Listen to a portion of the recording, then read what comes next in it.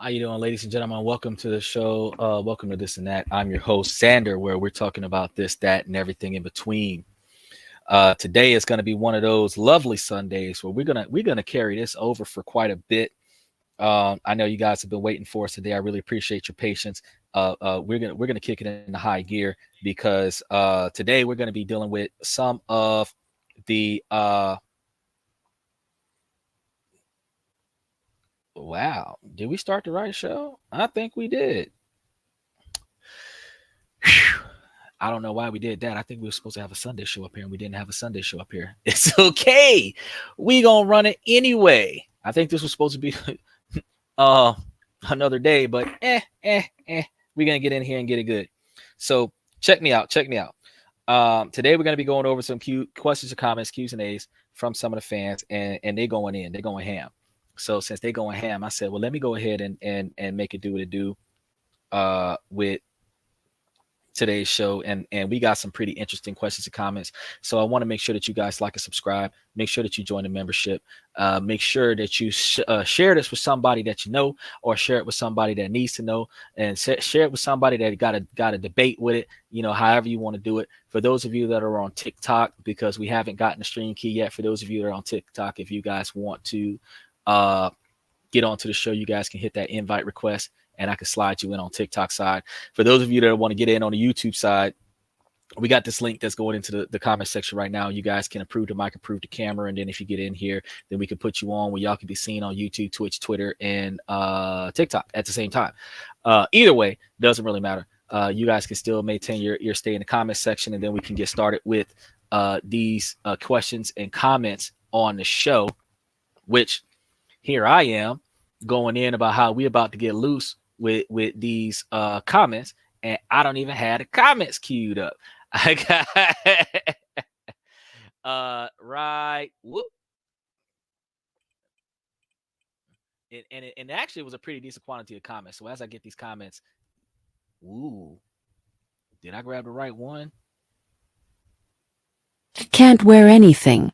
Me and my boyfriend are dating for 4 months now. Has been going great and doing well. When all of a sudden he's mad at me for wearing tight clothes that shows my shape of my waist and chest because it's too showy, mind you, that I am wearing a shirt that's not even showing my cleavage, just the shape of my breasts since I am a C-cup girl. He said that others might think differently about my outfit, and he insisted to make me wear oversized shirts. We've been fighting over this for the 3rd time now. He said that I don't learn and I am careless about how I look. He also said that I can wear tight clothes when I am with him, but we're LDR. And my clothes are mid-tight because oversized clothes are not my thing. But the thing is, he follows on Instagram girls who are half naked, mostly in bikinis or sleeveless shirts and even tight shirts that show some chest. Why is he mad at me for wearing a tight shirt? He said that he likes the styles of the girls he follows. I am now insecure. I opened about this to him and he said, they are not my lover when I mentioned the girls on his following. That's why he isn't cautious about they wear, but mine is. I don't know. Is it unfair? Hell no, that ain't unfair. Okay, so check this out. His mentality when he's lusting after a girl on the social media channel, which I'm not going to say is appropriate. He shouldn't be doing that since he's supposed to be monogamous towards you and all of this. And everything that the man is supposed to be doing is supposed to be restricted to you. And then everything you're supposed to be doing is supposed to be restricted to him, which I'm about to get to that. Fact is that he should not be drooling over other girls on social media. But, you know, men have fantasies that they try to keep to themselves without actually cheating on their girlfriend. Now, at the same time, though, the negative thoughts that he has or inappropriate thoughts that he has towards the girls that he's looking at that are dressing that way on social media is not the negative thoughts he wants anybody to have towards you. He has more respect for you. He has more value for you than he has for those women. He might be looking at those women on social media thinking, oh, yeah, I wouldn't have a problem with having sex with that girl. But you being respected for your mind, not your body, is not supposed to have men looking at you saying, oh, yeah, I have no problem with having sex with this girl. You are supposed to be his pride and joy, which means that he is going to make sure that you are carried with the utmost respect. You are supposed to have more respect for yourself, and you are supposed to have more respect for your relationship, and you are supposed to have more respect for your boyfriend. So you are supposed to carry yourself with that Michelle Obama self-respect. She got long clothes on, she got baggy this, and she don't have no form-fitting nothing on, she don't got no cleavage showing. She actually be wearing, for the most part, long short sleeves, like down to the elbow kind of stuff. You don't see Michelle Obama with spaghetti straps and a low-cut crop top. You don't see Michelle Obama with above the knee tight skirts that can almost show her crotch. You don't see short skirts where Michelle Obama can bend over and you can see the crack of her behind. You don't see Michelle Obama with short shorts that are so short that the pocket hang out below the seam of the shorts. She carries herself with a level of self-respect, a level of class, a level of conformity, a level of modesty. She leaves stuff to the imagination, and hopefully that imagination is positive, because what you're going to think is librarian. You're not going to think that she's a 304. You're not going to think that she's for sale. You're not going to think OnlyFans girl. You're not going to think negative thoughts when you look at that woman. And all women with respect for themselves should carry themselves the same way. So when you're in a situation where you got a man that loves and cares for you and respects you, when he tells you, don't wear that, don't wear that. That's what you picked him for. First of all, so women are going to disagree with that. Women are going to say, well, you're not my dad. You can't tell me what to do. I'm grown. I have the freedom to say and do whatever I want. When you are single, independence is catastrophic towards a relationship because relationships thrive on codependency. Independence is not good. Self-sufficiency is good. Being a self-sufficient woman where you can handle it on your own when your man's not there is excellent, because I don't have to hold your hand all the way through the day and go out there and work and make money to take care of you at the same time. But being independent, you are a lone wolf in a pack situation.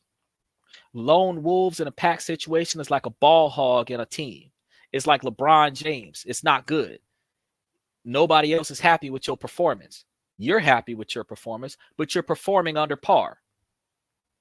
Fact of the matter is that if you are going to be in a relationship, you, first of all, instead of chasing the man for his money, you are supposed to be chasing the man for how he treats you, his character, how he communicates with you, how he prioritizes your interests and incorporate your interests into his agenda, which means that he's still going to be following his agenda while making sure that he takes your interests into account.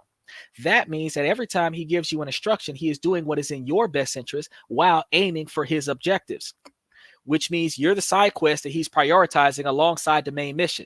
If you are compromising his ability to be successful, you are worse than a friendly fire. You are not supposed to be compromising his ability to be successful. If he tells you that you are inappropriately dressing yourself, and then you're in a situation where you're making him look bad, which is making you look bad, which is making y'all look bad together, any opportunity that he would have been successful in had y'all carried yourselves under a better light, you would be sacrificing for the both of y'all because you want to dress scantily clad. You want to, oh, I want to look extra sexy. You got a man. What is you trying to attract? Why are you putting on short halter tops? Why are you showing belly buttons? You're taken. That's like putting a for sale sign on a Hellcat Scat Pack. Well, you are not supposed to do that. That car ain't for sale. You're not supposed to be putting a for sale sign on it. You are not supposed to be dressed like you're available when you're not available. No man is supposed to look at you and think, oh, she might want to have sex with me in the bathroom. That is not the image you're supposed to be projecting when you put your clothes on every day. Women are used to that, and it's understandable. There is an inherent, I don't know why, but there is an inherent low self-esteem that women possess, that they need so much reinforced confirmation of their attractiveness that they over-sexualize themselves so that they can get excessive, unworthy comments, where you got people who are telling you you're attractive because that's a nice way of saying I want to sleep with you. But you are attracting negative attention from these people. Then you expect people to value you for your intelligence, to value you for your skill set. You want them to look you in the eyes, but you're showing your headlights. Nobody is supposed to be seeing more of your chest than they see of your face. They're not supposed to be able to see more of your crotch than they can see of your pockets. You understand? So the fact of the matter is, when you tell me that you're upset because your boyfriend is telling you to dress more appropriate, your boyfriend is telling you to dress more appropriate because you are supposed to be able to carry yourself with more appropriateness. I know I got some women that jump on the show and at first they're like, yep. Then when I start going down into it, oh no, I'm getting off of this podcast. Why? Because very few women want a man to tell them, especially, that you're doing it wrong. You are supposed to carry when women say that they are a prize because they are valuable. What anything in this world is valuable if it looks used. You can't find a pair of Prada shoes. You can't find a Coach purse. You can't find a pair of Jordans with 30 scuff marks on it and say that that's valuable if it look used. And when you dress with low class, talking about some I want to look sexy, you can be conservative sexy. You don't have to be skin tight clothes showing all your print in the front and the back, showing the shadowy crack of your ass while you're out there with your man. Got people staring so far, they brown nosing you because they staring so far into your crack. That's not how you're supposed to carry yourself. You're not supposed to project yourself in a negative light. You're supposed to only project yourself in a positive light. And if you don't know what that looks like, look at Kamala Harris. I can't even say nothing else positive about her, but at least she don't dress scantily clad. All of the female politicians and the female wives of the politicians, look at them and look at how these women dress. That is women that dress with class. Business class, dress casual class, where they are not to degrade. Notice, they are not showing more than their wrist. They're not showing more than elbow here with spaghetti straps. They not showing all this up in here. They not showing their belly button. They ain't got nipple rings exposed. They don't have V cuts showing through their clothing line. You understand? They don't have creases in the butt crack being shown. They don't have their G-string written up above their belt line going over their rib cage. They don't got all that stuff going on. And if you ladies don't know what it looked like because y'all ain't seen it in y'all family tree and y'all ain't seen it in y'all neighborhood, go look at the female politicians. That's how women are supposed to look. And if you're not looking like that, you are not carrying yourself with the level of respect that deserves a man to respect you. So your boyfriend is just trying to help you be respected by society because they got some dirty old men out here. We're not going to say that all the men are saints, but by us understanding that there's some of the kind of demon men that requires the country to make laws to say that men can't use women's restrooms because of what a man might do, because of what a man might think, you don't want to give a man that thought so that he could think that he could do that to you. So you're supposed to carry yourself different. You're not supposed to get out there thinking that, oh, I'm going to do it this way because I'm a queen. I can do this. I'm a bad bee. I can do that. No, ma'am, you can't. No, you can't. Because even if you know how to handle a Glock switch, how many times is you going to let go on somebody, before you realize that you are attracting this negative attention? That's what I'm trying to get y'all to understand. Y'all can't keep doing that. That's bad advice. When y'all homegirls be telling y'all selves, so I'm glad that we named the show this today. When y'all tell y'all homegirls, oh no, girl, it ain't you. You can dress however you want to dress. And you need to, they need to respect you. As men, we earn our respect by carrying ourselves respectfully. If we want to be respected, we dress respectfully. If we want to be talked to respectfully, we talk respectfully. Ladies, y'all have the same responsibility. Y'all just got to do it different. You want to look attractive without overly sexualizing yourself. You want to speak when spoken to, but then speak with respect when you're speaking to somebody who spoke to you.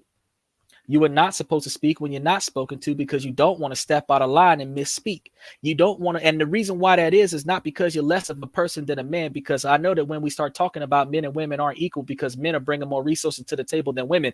Ladies, just like on the chessboard, the queen don't make the first move. The queen make the second move. So you're not supposed to talk first because you're supposed to watch everybody else and be able to let your partner know when somebody trying to set y'all up. You're supposed to be the one that's supposed to be paying attention to what's going on. While he's talking, you're listening. And while you're talking, he's listening. So you're not supposed to be the first person to say something bad because you are representing y'all as a group. Y'all are a lot of y'all gamers that run out there and y'all play Call of Duty. Y'all know that y'all got a team where y'all line it up, one person go in and then somebody else follow in, right? Y'all don't just everybody for themselves and we gonna figure this out. No. The most successful teams, they group up, they move in a pack. One person say let's go left, everybody's going left. One person say breach, everybody's breaching. You follow instructions. We don't know one another from Adam because we all playing the same video game. But the fact of the matter is that in every team, there is always a leader. And we respect that leader and that leader's judgment. And if we don't think that the leader is giving us the right instructions, we question it after the fact. We don't question it during the action. Oh, maybe we should think about this, get hit by a grenade from the opposing team. That's not what we're doing. What we're doing is after the round is over, hey, man, I don't think that was a good call. Yeah, you right. Next time we're not going to make that call. Next time we're going to follow your lead. We negotiate that after the fact. But in the midst of the conversation, in the midst of the moment, if I try to give you a little silent clue, because men will show you respect and not tell you to shut up in front of everybody else. They might nudge you a little bit. They might like grab your arm or pull on your clothes or something like that, kind of give you a little hint, like shh. They might, something like that, and just kind of, if they clear their throat in your position, they're not thirsty. They just want you to shut up. And that's their nice way of letting you know, don't go any further on that topic. Don't say nothing else on that topic. And if you're catching on to that, then he ain't got to snatch you back of your neck like Usher and just slam your face on the table and make you shut up. But if you're going to over talk, you're going to compromise your position. A lot of times, less is more. A lot of times, you got to get it all out. But a lot of times, less is more. And when you're in negotiations, we have a lot of women that say that men don't respect women in negotiations. You bring your man, but then you don't want your man to talk. If you need a man to negotiate on your behalf because the other men are from the old school and is only willing to do proper business with the man, to let rational talk with rational, and you only speak when spoken to, that way you can get what you want out of this deal. If you're trying to get discounts, you're trying to get extra stuff on top of discounts, you're trying to get full service, whatever, let your man talk you into some success. See how well. That's how your first date should be. Take your car to go to the auto shop and see if this man can get you a discount on your car. Because if y'all getting the kind of men that can make good decisions for you, like lawyers, because men will pay a man to tell them what to do in a courtroom. The same way I told y'all on the show plenty of times before. A man will pay another man to tell him when it's safe to walk into a room. But a woman will not let a man pay her and tell her when it's safe, when it's not okay to keep talking, when she is compromising her safety, when she is negatively impacting her own success. He's paying her and she won't let him tell her what is in her best interest. Ladies, how does that make sense? Men have to pay another man to tell him when he's successful. Y'all, we had the CPA up here last week Wednesday. You pay that guy to tell you what to do with your taxes so that you don't get audited. Why would that guy pay you to tell you how to be successful and you're not going to listen? Make it make sense, y'all. This is one of the reasons why relationships are so hard, because men are trying to survive and men are trying to improve and men are trying to find a companion that will survive and improve with them. Women are just trying to benefit from the relationship, and women are not even trying to do it in the right fashion. You pick somebody who's going to make decisions that you agree with so that you ain't got to argue with them. You pick somebody that's going to be responsible with the money. You pick somebody that's going to be able to invest and improve and increase. You pick somebody that's going to scale up. You pick somebody with the potential to go from being a type of man that you met to a 10 times better before y'all break up, and hopefully y'all never break up. And then you put all your effort into that man to be successful. That's why you're entitled to half if there's a divorce, because you're the reason why the business was successful, not just because you slept with him. You understand? That's the kind of stuff that we need to start thinking about. Let's go ahead and dive into this, because we got a lot of these. I think we got like 11 comments on here, so it's going to take us quite a while. Y'all make sure y'all ride the wave with us, with or without commercial breaks. He invited me to a concert, but now he's asking me to pay for my ticket. So I matched with this guy on a dating app, and we've been on a few dates. We get along well, enjoy each other's company, and I'm trying to see where this goes. On our first date, he asked if I'd like to go to a concert with him. Since we had just met, I kind of brushed it off, saying, the tickets are probably sold out, as a way to dodge the offer. But later, he texted me saying tickets were still available, and asked if I wanted to go. He even said, I can buy you a ticket if you want, which made it sound like he was offering to cover it. Since he seemed really excited about me joining, I thought, why not? I'm not even a fan of the musician, but I figured it'd be fun, and I planned to treat him to dinner that night as a nice gesture. Fast forward to our next meetup, and he asks, so, when are you going to pay me back for the ticket? That totally caught me off guard. I was under the impression that he was offering to pay since he was so persistent about me coming. Plus, we've only been seeing each other for about a month, so it feels awkward now that this is coming up. Now I'm wondering, would it be bad if I back out of the concert? I don't mind paying if I misunderstood, but it's rubbing me the wrong way that he wasn't clearer from the beginning. I feel like if someone asks you to join them for something, it should be obvious who's covering what. Is it just me, or is this a red flag? What would you do? Okay, man, it's just you. You're the problem. I know some females not going to like me saying this, but I'm going to be real with you. Y'all met on social media. Y'all barely know each other. You expect him to pay for everything. You didn't want to go. So instead of you just telling the man the truth and saying, I don't want to go, you making excuses. Oh, the tickets might be sold out. Tickets ain't sold out. I'll get a set because I can buy me one and buy you one too. That way we can both go. Nah, he's not obligated to pay for you. But just to make sure that you can go, he can pick one up for you if the concert is about to be sold out, just so that you don't not get a chance to go.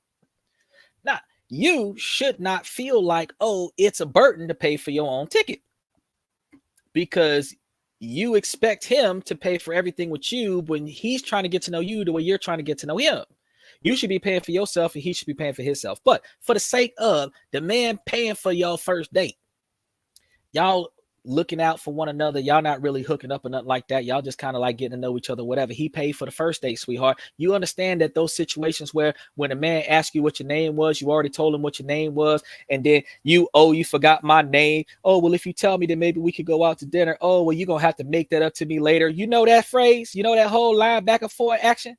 You would make it up to me later? Yeah, think about that. He bought tickets. He took you out to the first date. He come through with, well, when you going to get me back on this concert? Ma'am, that's an indirect way of proposing a second date instead of you taking offense to it. You didn't want to go to the concert in the first place. You're not really feeling this dude, because if you was really feeling the dude, you would have bought the tickets. You would at least bought your ticket, if not bought his ticket too. That's one of the things that people don't realize. In relationships, if you want that person, you will go all out for that person. So a woman will pay for herself, and a woman will pay for a man that she wants. But most women don't want the men that are talking to them. They just want the attention from the man that they're talking to. And because you only want the attention from the man that you're talking to, you are willing to go wherever it is all expenses paid. But if you got to pay, you're not interested in going. You don't have to really like the concert to go. You don't have to really like whatever's happening to go, long as it's free. But when you married to the man and the man is taking you to the opera at his expense and he hate the opera, that's because he love you. Nah, you like him. You interested in him enough that you're going to go somewhere with him. If you didn't want to go to the concert, you should have told him, I don't want to go to that concert. If you want to go somewhere with him, you suggest something else that is equivalent to or less than the value of those concert tickets. Then y'all can go Dutch. Since you don't want to pay for yourself, y'all can go Dutch. Or if he's going to pay for it, he can pay for you, and then you pay for the next date. If the first date that y'all go on kicked off pretty well, you pay for the next date. That is mutual respect. There should never be a scenario where you are the only person receiving in social interaction with somebody else, and that person is getting nothing other than your time. That is not valuable, because that person is putting in the same quantity of effort that you're putting in and putting in resources in addition to that. He is matching your effort and raising you resources. And if that person is as valuable to you as you are to them, you are supposed to match their resources. It don't always got to be dollar for dollar. He could take you out to a $100 concert. You could take him out to a $50 dinner. Fact of the matter is that you can reciprocate and take him somewhere after he took you somewhere, because you appreciate the fact that he took you somewhere. Y'all could develop a good friendship that way if y'all both decide that y'all not interested in one another like that, or y'all could develop a very successful codependent relationship. And relationships are only really successful when they're codependent. I depend on my wife to get me the things that I can't get for myself because I'm too busy. And my wife depends on me to pay for the things that she can't afford to pay for herself because she's too busy doing the things that I need her to do for me. That is how y'all take care of each other. And I'm going to say it again slower so that you understand what I'm trying to tell you. My wife I depend on my wife because my wife does for me the things that I cannot do, because I'm putting all of my effort and attention into getting the money to get the resources to provide the things that my wife cannot afford to get, because my wife is putting all of her effort into taking care of me. That is a codependent relationship. How you doing, Bricko? Ohio. So when we're talking about that, we're in these situations where we understand that if you're going to have a partner that is going to look out for you and you're going to look out for them, you want a partner that's not going to be complaining about the fact that you're not doing enough. So if you one of those young bucks over there in high school that you dating a chick and she trying to get your allowance money, bro, if she ain't buying you lunch at school, it ain't popping. You're not buying prom tickets. She's buying her own prom tickets, bro. I'm gonna tell you right now, it's not popping.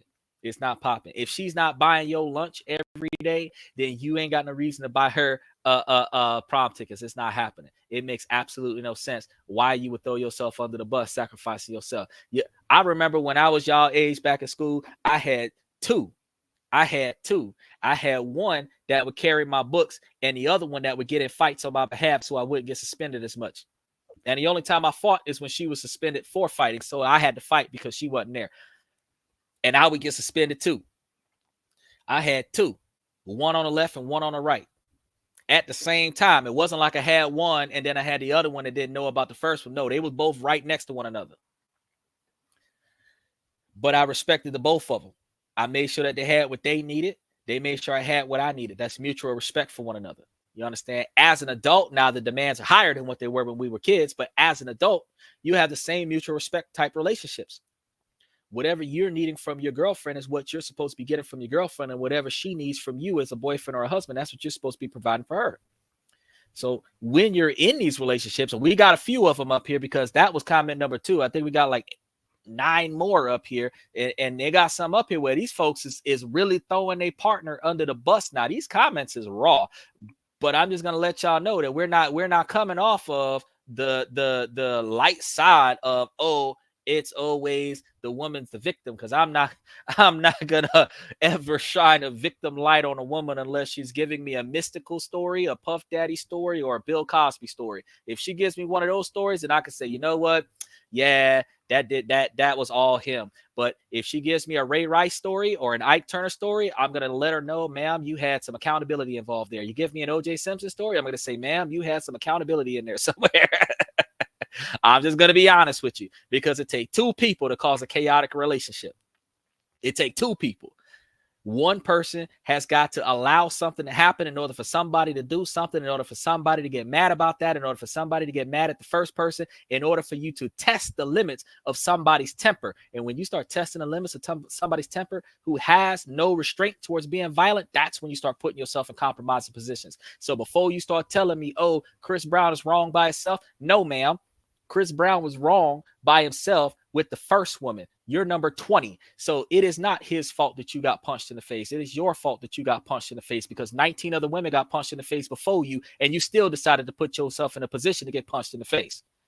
He should be blacklisted from women because of all the women he'd have punched in the face. He's got a, you know what they call that in the court of law? Habitual offender. If he's punched 19 women in the face, what are the odds of him punching 20 in the face? 19 out of 19, right? So why does he still got girlfriends? Because he's rich. You don't care if you get punched in the face, as long as you get the money. Y'all need to start thinking about what y'all doing. He says, how do I get this dude I like to like me back? Well, he said, I thought money is more important. Okay, I'm gonna touch that, but I'm gonna talk to the first question. How do you get a dude that likes you to like you back? Well, first and foremost, you got to find out what the dude likes. You got to find out what the dude needs, and then you got to get him what he likes and get him what he needs. You got to do what he needs you to do in order for you to be beneficial to him, because a man is not going to like somebody that is going to hold him back. A man is not going to like somebody that's going to frustrate him, and a man is not going to like somebody that's going to make his life harder or miserable or frustrating or chaotic. You understand? Because men have a hard enough life fight. And then after that, men are not going to want to fight their partner after they finish fighting the world on behalf of their partner. That's like being a prize fighter, and you got to knock out everybody on your side of the ring just so that you can get into the fight and fight the fight across the room. You're not supposed to have to do that. It's like being a soldier. You got to shoot at your own country so that you can shoot at the other country. You're not supposed to have to go through that. You're not supposed to have to deal with friendly fire before you deal with offensive fire. You're supposed to be able to have support from the people around you so that y'all have a unified front to go against the ops. And if y'all have that, you got to replace your team. And that's why I'm saying they got some toxic relationships where we be trying to hang in there for the sake of we invest the time, effort, and money, and it's a dead topic, and we need to go ahead and replace these people. So he said, I thought it was money was more important. Money is not more important, because in a relationship, money gonna come, money gonna go. Whether or not y'all are in a healthy relationship or not is dictated by how well y'all treat each other. There's not enough money in the world for you to say that it's okay for you to be mistreated. And there's not enough money in the world that should be spent before a man says that he shouldn't be mistreated, that he should be receiving some reciprocation. So in these scenarios, you got to be able to say, hey, enough is enough. Time to stop. He says, is the best relationship with a Cybertruck made in Ohio? Nope. Cybertruck has not met the standards of the demo truck, so it is not valuable at this time. And the fact that people are buying them and inside of 30 days, they're selling them, even though the contract from Tesla says that they're not supposed to do that for, I do believe, 30 to 90 days. They're not supposed to resell it. There's supposed to be a no resale clause, but they're selling them. They're trading them in. How much Riz do you need? You don't need no Riz to pull no female, bro. People say that. People say that you need Riz to pull somebody, but you don't need Riz to prove to because Riz is charisma. You don't need Riz. You need honesty. You need honesty and assertive behavior. That's what you need to get the right person. Because if you're just trying to get you a one night stand, you just got to say something creative that makes them giggle, and then exchange phone numbers. And if they're physically attracted to you, then you'll get the smash. That's all the effort that you need. But when you talk about a long-term relationship, Risen a person is not going to give you 30-year relationship. Risen somebody gets your attention for the next 30 seconds. Or Risen somebody might get your attention for the next 15 minutes. Risen somebody might get your attention for today only. Risen them today is not going to get them to keep coming back tomorrow, next week, next month, next year. So if you sit over here, you trying to Riz this person up just to spark their attention. Sparks don't last long. Use them little sparklers for the 4th of July. Them things don't last that long. Spend all that money on them and they're gone in a few minutes. But I tell you what, you get that long ass string of pop, pop, pop, pop, pop, pop, pop, pop, pop, pop, pop. I tell you what, that's gonna last for a while. You like, Jesus, how many of them was on there? 65, 70 of them? Trying to tell you. Nope. I'm gonna say nope, and then you say, how's John? Nope. Nope, they ain't good. They ain't doing good. If your relationship is up there on social media, you ain't doing a good job. Because that's supposed to be private. My 28M brother, 26M, is getting married. I wish I could be happy for him, but his wife, 27F, makes me uncomfortable and I'm not sure I want to go to the wedding. How do I approach this? My name is Cole. I'll give the other people in this story stand-in names. Let me preface this with the backstory. Around this time last year, my girlfriend of 2 years and I decided to take a break. In retrospect, it was an immature idea and we never set hard boundaries. I think she saw it more as us breaking things off, but I had always hoped that we would get back together after a while, but I didn't say it out loud. We went about 2 months without talking, and in late December my brother Benz told me that he had slept with my now ex, Claire, at our family cabin. I was at first just shocked but then hurt and kind of disgusted. I was less upset at the fact that Claire had moved on, which I was still annoyed at, but more upset that she slept with my brother. I confronted her over text and she acted like it was no big deal. She brushed it off and called me an asshole, saying that it was none of my business and that we were on a break. I talked to Ben about it and he apologized and said it was a mistake that he wouldn't make again. I eventually forgave him because I wanted to move on, and he said he cut off Claire and made it clear he wouldn't be pursuing a relationship with her. Flash forward to June of this year, and I found out through a mutual friend that Claire and Ben had not been no contact, but actually went steady a bit after New Year's. I feel like I was right to be pissed off and I confronted Ben about it. He said that he didn't know how to tell me, but that he loved Claire and I was going to have to accept that she had moved on from me. I barely talked to Ben after that, which was hard because we had always been close growing up. Now just last week invites were sent out to Ben and Claire's wedding, which I am invited to. I was shocked and it opened up a wound that definitely hadn't healed, but most of my family and mutual friends said it was obvious they loved each other and that I need to show up to support my brother on his big day, and that I can get over my ex being his wife. I feel like I'm going crazy. Most of my friends agree with me, and my uncle has been vocal about siding with me. The girl I'm seeing right now also thinks that everyone is acting insane and that this is not normal. I don't think it's normal. But it's happening this spring and I have to decide what to do. I'm torn.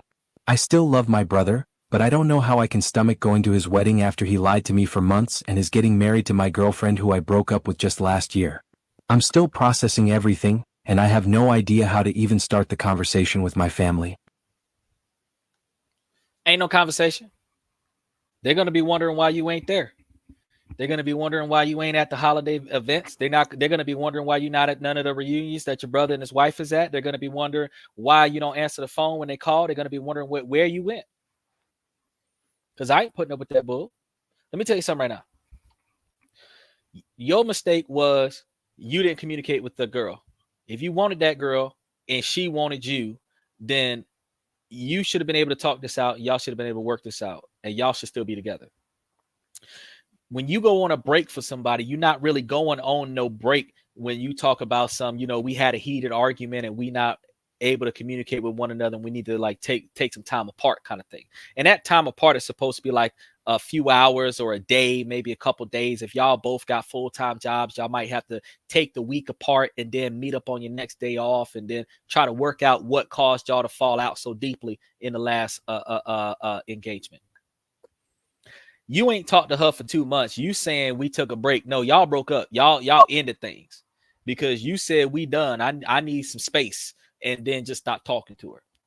Now, that was your mistake. If you wasn't going to fix it with her, you don't even need to really worry about where she at. But your boy, your brother, he foul. He foul on more than one level. And I'm going to tell you why. You and that girl was having problems because that girl was having positive engagements with your brother behind your back. Believe it or not. She wanted to get with your brother and she was with you. She didn't know how to break it off with you, so she made things difficult with you. That made you mad. You didn't know how to deal with it, so you broke it off. Because you're the one that broke it off, it doesn't make her look bad if she starts dating your brother. That's the psychological manipulation that some people do. So now that she's smashing your brother behind your back, where she would have been smashing your brother had y'all still been dating, you dodged the bullet there. But your brother's a terrible person because your brother's not supposed to be dealing with your girlfriend and your brother's not supposed to be dealing with your ex. When somebody is dating somebody in your family, that person becomes part of your family. When that person breaks up with that person that's in your family, that person that got broken up with, that ex is an ex to the whole family. That person is not just an ex to you and, oh, it's my turn now. No, bro code dictates that, we say bros before 304s, right? The fact is that if you tried her and it didn't work out with her, that don't mean you date her sister or her mama or her daughter. If you try her and it don't work with her, you got to go to another group and go find out something somewhere else. If she is sleeping with your brother not 2 months after you broke up with her, that's what they were trying to do to begin with. And then your brother lied to you, talking about something, he ain't gonna talk to her no more. Then your brother gonna come back and start talking about something, oh, I love her. Once he told me that, I ain't had no brother.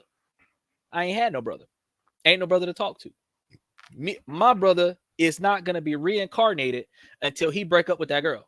Now, you sent me a wedding invitation. I swear to God, it would have been return to sender. It would have been return to sender. I wouldn't even open the envelope. It would have been return to sender. You're not going to invite me to to no wedding with a woman that I had wanted at the time. You smashed behind my back. That I'm supposed to support that. And out of respect for the married couple, I'm not going. Why?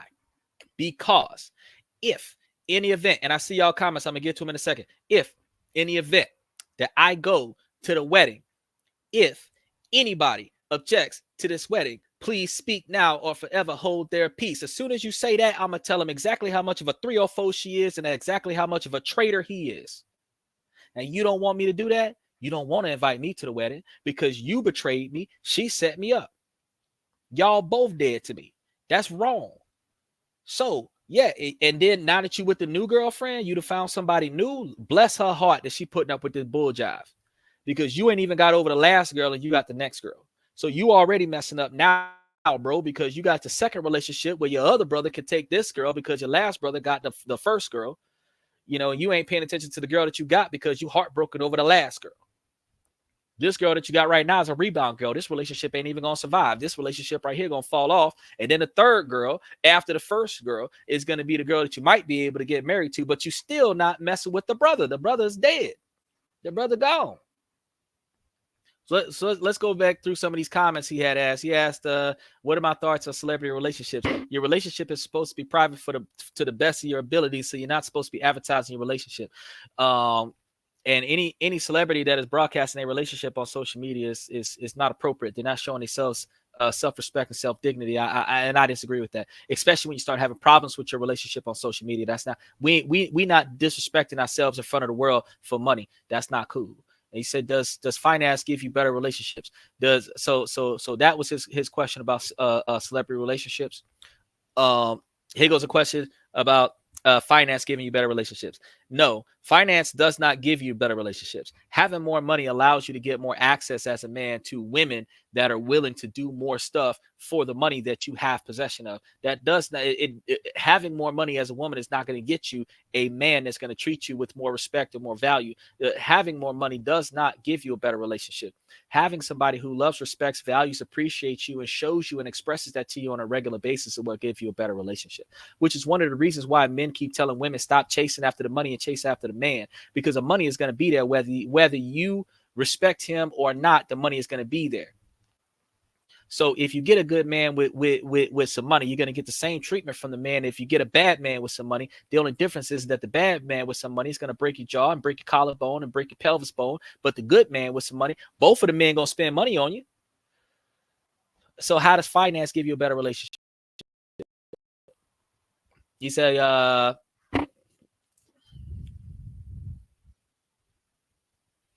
Phantom will tax it. He said it don't matter how much money you have because they'll tax. Yeah, somebody gonna tax it because that's what Kai said on his stream. Kai, look, some of these people they get up here and they be talking some jazz on the podcast. And I know that they got some people that try to come to me and say that I don't know what I'm talking about. But when I get down to the philosophy of my morals and ethics and my uniform beliefs, they'll be able to say, well, at least that makes sense. I ain't got to agree with it. It just got to make sense. He said, so the streamer Kai sent and Aiden Ross was super good when they went to, yeah, okay. And then maybe his brother was packing more and his girl was tired of no. Yeah, did you hear the it gets rejected by every streamer for a live? She ain't come talk to me. She ain't come talk to me. Camila, she'll fuck up if she come over here. Woo. Woo. She wanna get on a podcast real quick. She can come talk to me, but I'm gonna ask her all kind of stuff that she ain't gonna want to answer. You understand what I'm telling you? I ain't got no problem. Matter of fact, since you said that, I actually know a place I can reach out and try to see if she'll come to the podcast. She ain't got that much time left because don't we vote next month? She ain't got that much time left. I can ask her to dive in on some of these podcasts, bro. I see if I can get her up here. She won't show up in the first place. Yeah, well, then she ain't really trying. Why you think people are turning her away? The people that would put her on, she ain't gonna get on, and the people that don't really want her, she want to go over there. That's how women date men. The people that want you turn them away, and the people that you want ain't interested in you. Now you want to get on the podcast that you don't want to get on is asking you to get on that podcast because you still get your word out. You still do what you do. Men have to do it all the time. We can't always get an 8 or a 9 or a 10. We can't always get a high value woman. We sometimes got to get a 5 or a 6. That's a medium value woman. She's good enough for right now. She good enough. And then when she decided she gonna walk out of here, now I didn't improve my resources and stuff. Now I can go ahead and aim for a 7 or 8. You know what I'm saying? You're not always gonna get what you're looking for the first time you go. When you go to the car dealership, you be thinking that you're gonna get that Hellcat with the Scat Pack. You're not gonna get that. You're gonna get the Honda Civic with the spare tire on the back. That's all you're gonna be able to afford the first time around. You might have to get you a used one with 3 owners on the first time around. Then when you get your money up, you'll be able to go back, trade that one in, and go get you a more expensive one. You can't always say that you're gonna buy the car off the showroom floor every time. Yes, it does. Yes, it does. Because they not loyal. They will cheat on you. Yes, it do. I can tell you right. I'm not going to read the question because that's across the line. But I'm going to tell you right now. Yes, it do.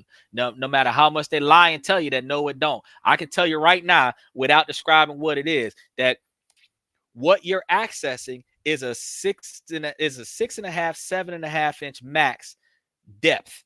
That is your goal. If you are less than that, you are not maxing out.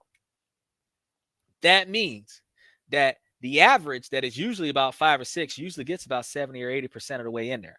Now, that also means that the rest of us that are 10, 11, 12, 15, we are overshooting the maximum capacity of this particular expandable environment. Now, what they look for is the ability to expand. And so does every big business. So, since you're not capable of helping them expand, they're not interested in you. They're interested in someone that's going to help them expand. So, as much as they will lie to you and say, oh, it's okay for you to be small business, that's not true. It is not okay for you to be small business. And when they get tired of small business, they're going to go look for big business while they're still doing business with you. Let's move on to the next comment here. If a man is trying to work on his marriage, why won't he block his mistress? Because your ass ain't doing what you were supposed to do. All right, so let's look at it like this. Men that are a single woman man is cheating on his wife because she is not doing what she is supposed to do in the marriage. A man that is interested in having more than one wife is not interested in not having more than one wife. A man will stop having a recognized affair to satisfy his wife's desires. But women have this problem where women believe that they can emotionally and physically starve a man in a relationship of intimacy because it's her body and she does what she wants with it. But the man is supposed to fulfill all of his financial duties and responsibilities as a man 100% of the time. She adds to that the fact that not only is the man supposed to be emotionally and physically starved by the woman, he is also supposed to adhere to and accept her negative, volatile behavior in addition to that, which is abuse, because she's emotional. So he's putting up with unnecessary chaos, and he's sexually frustrated at the same time. And she has no intention of fixing either one of those problems. He is now also mentally frustrated because he is stressed out and he is not able to relieve his stress in no way. And you are not providing him with any type of physical or emotional comfort to satisfy that. He also has a drive that is expected to be met by somebody, and you're not willing to meet that drive. It is a lot like a business that has work that needs to be done. You're getting paid to do the work, but you don't feel like doing the work. Eventually, that business will replace you with workers that will work. And the workers that work for less will get more hours than the workers that demand more for the same quantity of work. Likewise, in a relationship, a man will replace you with a woman that will put more effort into him than the last woman. A man will replace you with a woman that will do for him what you are not doing. Likewise, a man will keep you and get a woman that only has to do the things that you don't feel like doing. So during those times of the month where you got a headache, you tired, your stomach hurt, you're cramping, is that your flow is on, all of that. Them are 5, 7, 9, 10 days where you're saying I'm off duty today. And them the days that he's going to go to the other woman that's going to say, I ain't got no problem with it. Because he still got to get his, even if you ain't the one to give it to him. So when you start talking about a man cheating, you got to ask yourself, because like I said before, outside of mystical Bill Cosby and P. Diddy, if you was with Chris Brown and Ray Rice and Ike Turner, Usher, all right, R. Kelly, if you was with them when the situation went down, Drake, if you was with them when the situation went down, you had choices to make. And you made all the wrong ones that led you to an unfavorable outcome. You understand me? And since you made all the wrong ones that led to the unfavorable outcome, you can't blame him because of your participation that went south. He's responsible for his actions and decisions, but you're responsible for your lack of action and your lack of decision, your lack of responsible decision. That's what you got to hold yourself accountable for. So I'm not going to sit here and just point all the fingers at the men. I'm pointing fingers at the women too, because the men can't mess up the rotation if the women ain't with them messing it up too. It don't take one person to destroy a relationship. It take two. It take three when you start talking about affairs, because a person that got cheated on, the person that's doing the cheating, and the person that's aiding in the affair all got to be in cahoots together in order for the situation to go south. You say that's not true, but in order for him to want to do it with somebody else when he would have only wanted to do it with you, is if you're not doing it with him, that means that he's going to get it from somebody else. That's on you. That's not on him. If he wanted more than one woman, you knew he wanted more than one woman when he got with you. If he's talking about having you and a side chick when he got with you and you understood that, you're like, no, I'm not going to do the side chick thing, but I'm going to do the exclusive thing with you. He told you from the gate, this is not exclusive. And when he told you from the gate, this is not exclusive, you lied to yourself thinking that he was going to be exclusive to you, that you was enough to satisfy a man that wanted 2 to 4 women, that you was enough to satisfy him by yourself. That is not, that ain't realistic thinking. That's not realistic thinking. So, you say, see, you try to date a girl from OF. Nope. No.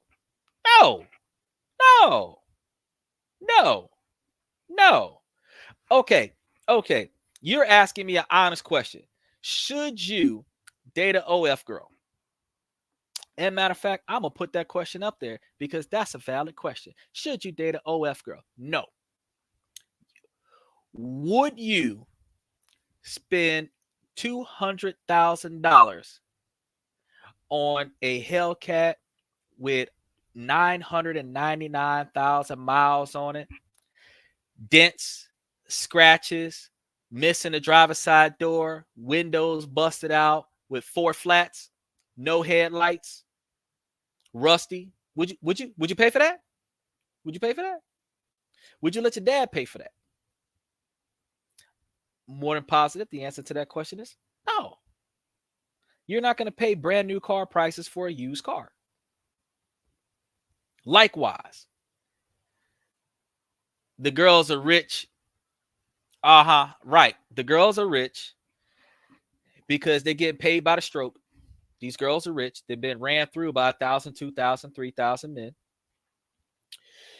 It's equivalent to throwing a hot dog down a hallway. You yourself, as attractive as she looks, you yourself will get no satisfaction from that because there is no traction left.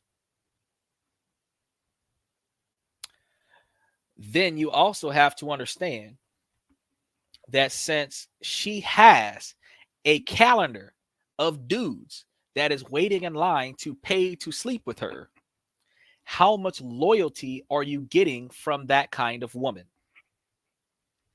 If she is being paid to smash other dudes, how much loyalty are you getting out of that woman? Because you're dating this OF girl. It is still cheating if you smash another chick. So is it fair that she has 5, 10, 12, 20, 80 partners a week, work related? You can't have one. Is it fair? How would you feel if you got you a brand new car and everybody gets to drive it but you? How would you feel? You were talking about the Cybertruck earlier.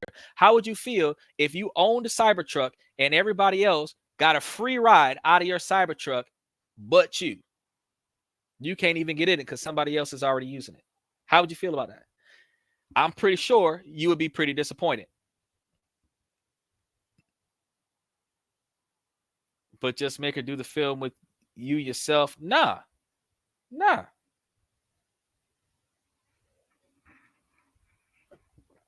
You think, okay, so here's another problem with that concept. When you put yourself in adult videos, you tarnish your reputation as a man. That's why you see a lot of men that are on those adult videos got their face blurred out or they wearing masks. When you go into big business, you are going to be judged by your reputation, which ironically is the value of reputation that can be found when they Google you on the internet. So if a man can do a background search on another man for business and find an OF video, less likely to have business done. you're less likely to be respected on that. And with Project 2025 outlawing that kind of content, you are going to be shunned by a society that's not going to be willing to do business with people that have done that type of business. Are Cybertrucks valid cars? They're valuable trucks, but they're not valuable work trucks. They look ugly, and the metal frame bends, and the front bumper falls off, and the windshield cracks, and the glass is not bulletproof, and they don't have a lot of solar panel vaults yet. So the truck does not meet the base level standards of the demo truck.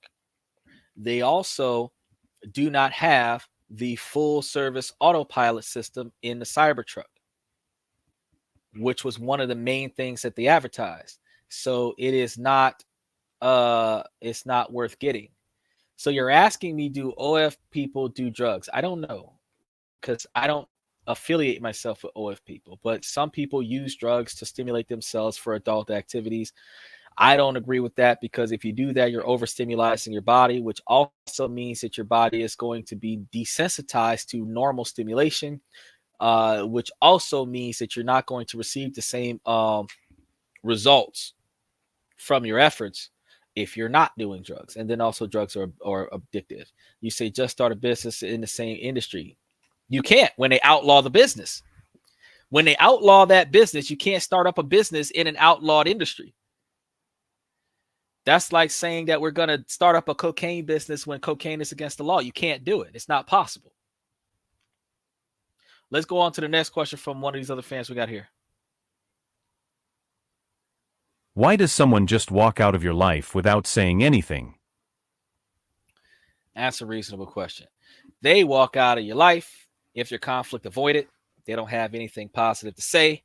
They don't want to argue with you. They just dip. They typically wait till you're at work, and then they ride out. You got some people that walk out of your life because they didn't already argue with you for hours on end, days out of the week, and they've said everything that they got to say. They done mic dropped on you. They ain't got nothing else to say to you, and they just leave. They got some people who are afraid of commitment who walk out of your life because they are running from the long-term commitment. And that failure for commitment might stem from a fear of failure or a fear of success. In either situation, it doesn't benefit you to dwell on the fact that that person left, because if they voluntarily left, that aids you in your ability to be successful, because you don't have to spend all this trouble in trying to get rid of them.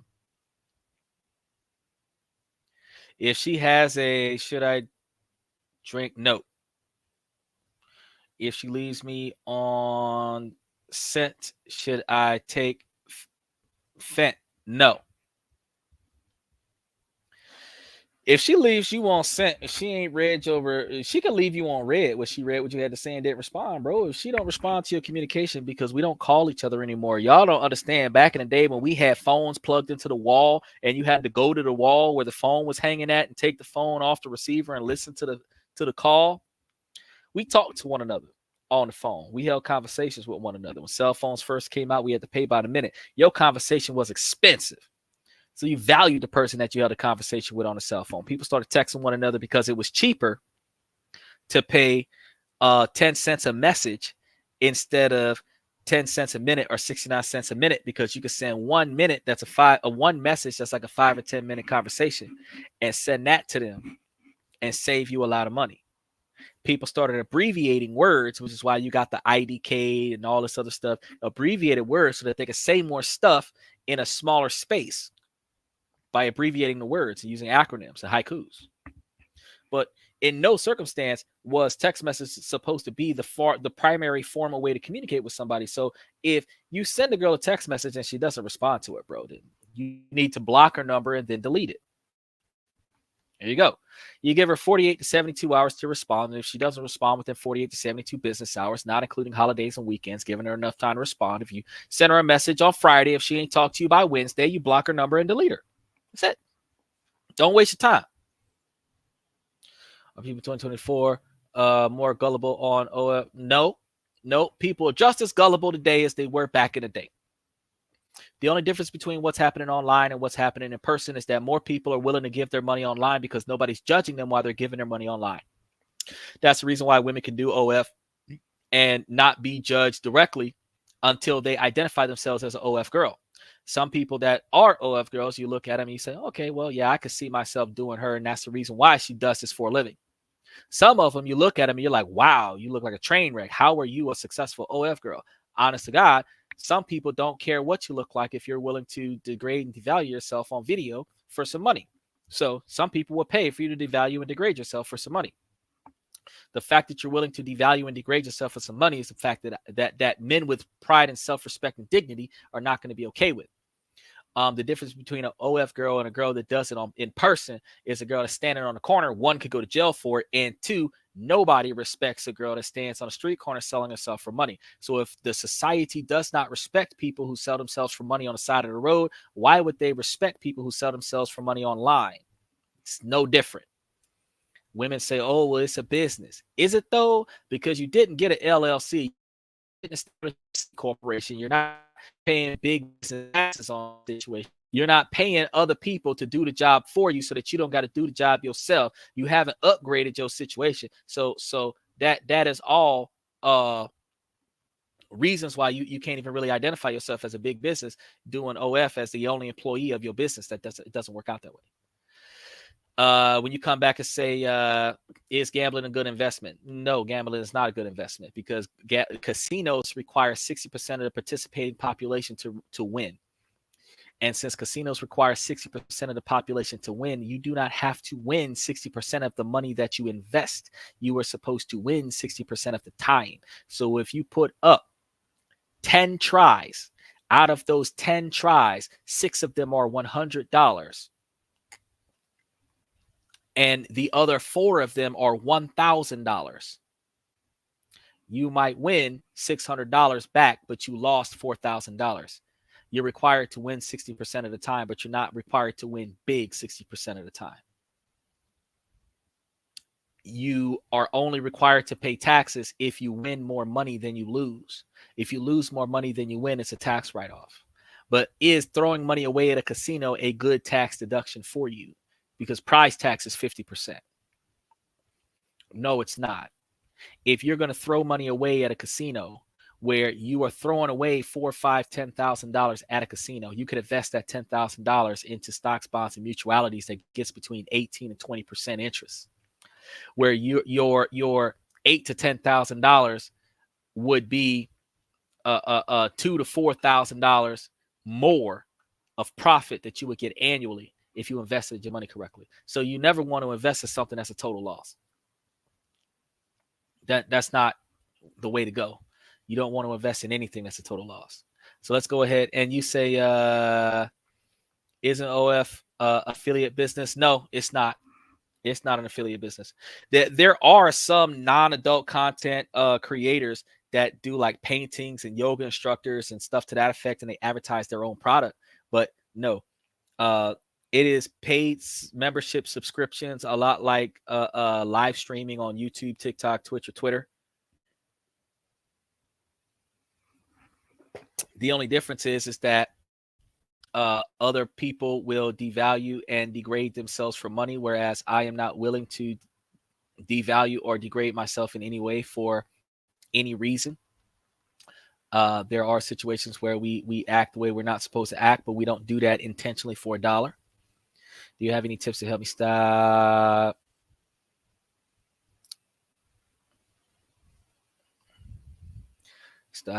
fishing? No, actually I don't. There is no advice for something like that.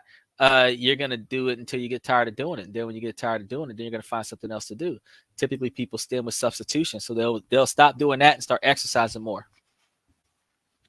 Once you burn off the testosterone to prevent you from having the stamina to perform that type of behavior, you're not going to perform that type of behavior. So get you a gym membership and exercise until you're cock diesel like Brock Lesnar or Bobby Lashley or somebody. You want to get out there and work out until you look like Big Papa Pump or Scott Steiner or Hulk Hogan. You want to keep working out until you look like the Incredible Hulk. You want to keep working out until you look like the young Arnold Schwarzenegger, not the old Arnold Schwarzenegger, because the old Arnold Schwarzenegger is swole and wrinkled. So let's go on to the next comment we got going on here. Does my narcissistic ex realize what he lost? Yes, yes. He lost chaos. He lost drama. He lost conflict. He lost confusion. He lost a liability. Yes. When you identify your ex as narcissistic, you are the problem. Because narcissistic people are not going to call you, or non-narcissistic people are not going to call you narcissistic. That's one of those game recognize game, players recognize players, 304s recognize 304s. Narcissistic people recognize narcissism. Okay. So being a narcissistic woman, you're able to identify your ex because you're bitter that he's tired of your BS and he left. And you are now labeling him, which is a narcissistic behavior, to demoralize him before you get an opinion of him from the general population. You're labeling him as a narcissistic in a negative fashion, when you could have clearly said, would my ex basically recognize what he's lost now that I'm gone? You didn't have to call him a narcissist, but because you specifically decided to call him a narcissist, that means that you, with your narcissistic, toxic behavior, are the reason why he left. And yes, he left all of that drama for some peace. And I high five him on that. Any man that recognizes that they're in a bad spot and they pull out, get out of there. What's the next one? How does the duration of an affair impact the potential for reconciliation in a relationship, and what specific challenges arise when attempting to rebuild trust after a long-term affair versus a one-time indiscretion? Okay, I see Fireball's got a question. I'm going to read that one in a second. So, real quick, affairs and relationships, I've already said that before, that it happens from multiple reasons. When you're in a relationship, when your partner is interested in multiple partners, because a lot of men are interested in multiple partners, but a lot of women are also interested in multiple partners. When you're in a relationship where you're dating somebody that is interested in having multiple partners, there is no trust violation. You failed to understand the kind of relationship that you were in, and you are not willing to accept the consequences of your decision. Because it shouldn't be a secret. That should be one of the primary questions that you ask in the beginning. And when you ask that in the beginning, like, are you monogamous? Are you a, one partner person, or are you preferable to multiple partners if you were allowed to have that? That's a question to ask. And if your partner says, well, I would not be objective to having more than one partner, you understand that that person has the mentality of having an affair, which means that if you are not okay with that, you don't want to pursue that unless you have every intention of satisfying all of that man's wants, needs, and desires, to prevent that man from having a reason to go and have an affair with somebody else. Now, on the other side of that fence is the fact that if you are dating a man where he is primarily exclusive to you, but for some reason he is having an affair with somebody else, you have to ask yourself what you are or what you're not doing that is compelling him to get what he is not receiving from somebody else. And if he had to get that from somebody else for an extended period of time, you have to recognize how long you failed your marriage that had your partner leaving you for somebody, well, not leaving you, just getting from you, subsidizing from somebody else what they're not getting from you while maintaining a relationship with you. How do you build, if you're talking about building trust, how do you build trust between the person that cheated on you and you? Well, first you got to earn the trust and confidence of the person that cheated on you, because they lost confidence in you. That's why they cheated on you. They didn't leave the relationship, but they just gave up on you and they started having an affair because you wasn't fulfilling your role. Okay. Then beyond that, you just got to get over it or leave, because if you don't get over it, there is no fixing a relationship. And believe it or not, like, this is like the most harsh way to put this kind of stuff, but if you do not get over it, you're not going to be able to fix the relationship. So if you're going to be forever going through his phone, every time the phone rang, who was that? Every time a text message come in, what they say, if you got to go through his call history, you got to go through his searches, you got to search his social media platforms, you got to look at his Google history, you got to check his Google map locations, you got to stalk his phone with the dating app and all this other stuff. Nah, the relationship is dead because you cannot rebuild lost trust.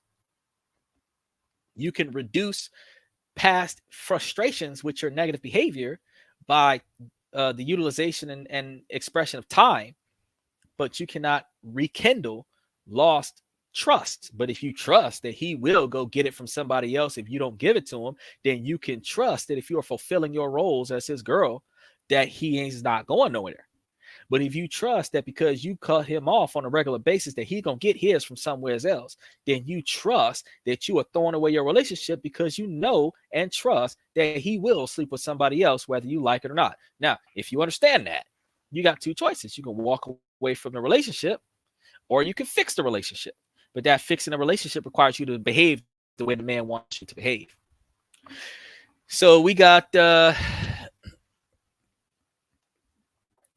interesting question. Aren't people that say their man is a narcissist, are they being over dramatic? Yes, not only are they being overly dramatic, they are also being toxic and narcissistic in their own right. Because without explaining to us why you are mad at that man, you are telling us that that man is by far the most socially unaccepted man to be recognized in our society before we even identify who he is. So you're painting him in a negative light deliberately for you to receive positive praise. And a lot of females that pro feminine rights, pro, yay, women, yay, they got to empower ourselves, women empowerment. You will encourage each other to behave negatively towards men. So as soon as you say that man's narcissistic, every other feminist is going to jump up there and tear that man apart without even knowing what the man did. This woman who put this up here could have cheated on her boyfriend with his brother and then said, why is he so narcissistic? He don't deal with you no more. So the fact is that we don't know why he broke up with her, or because you got to understand, women leave 70% of the time. So they just don't get what they want and they're gone. A man leaves a woman because he's unhappy.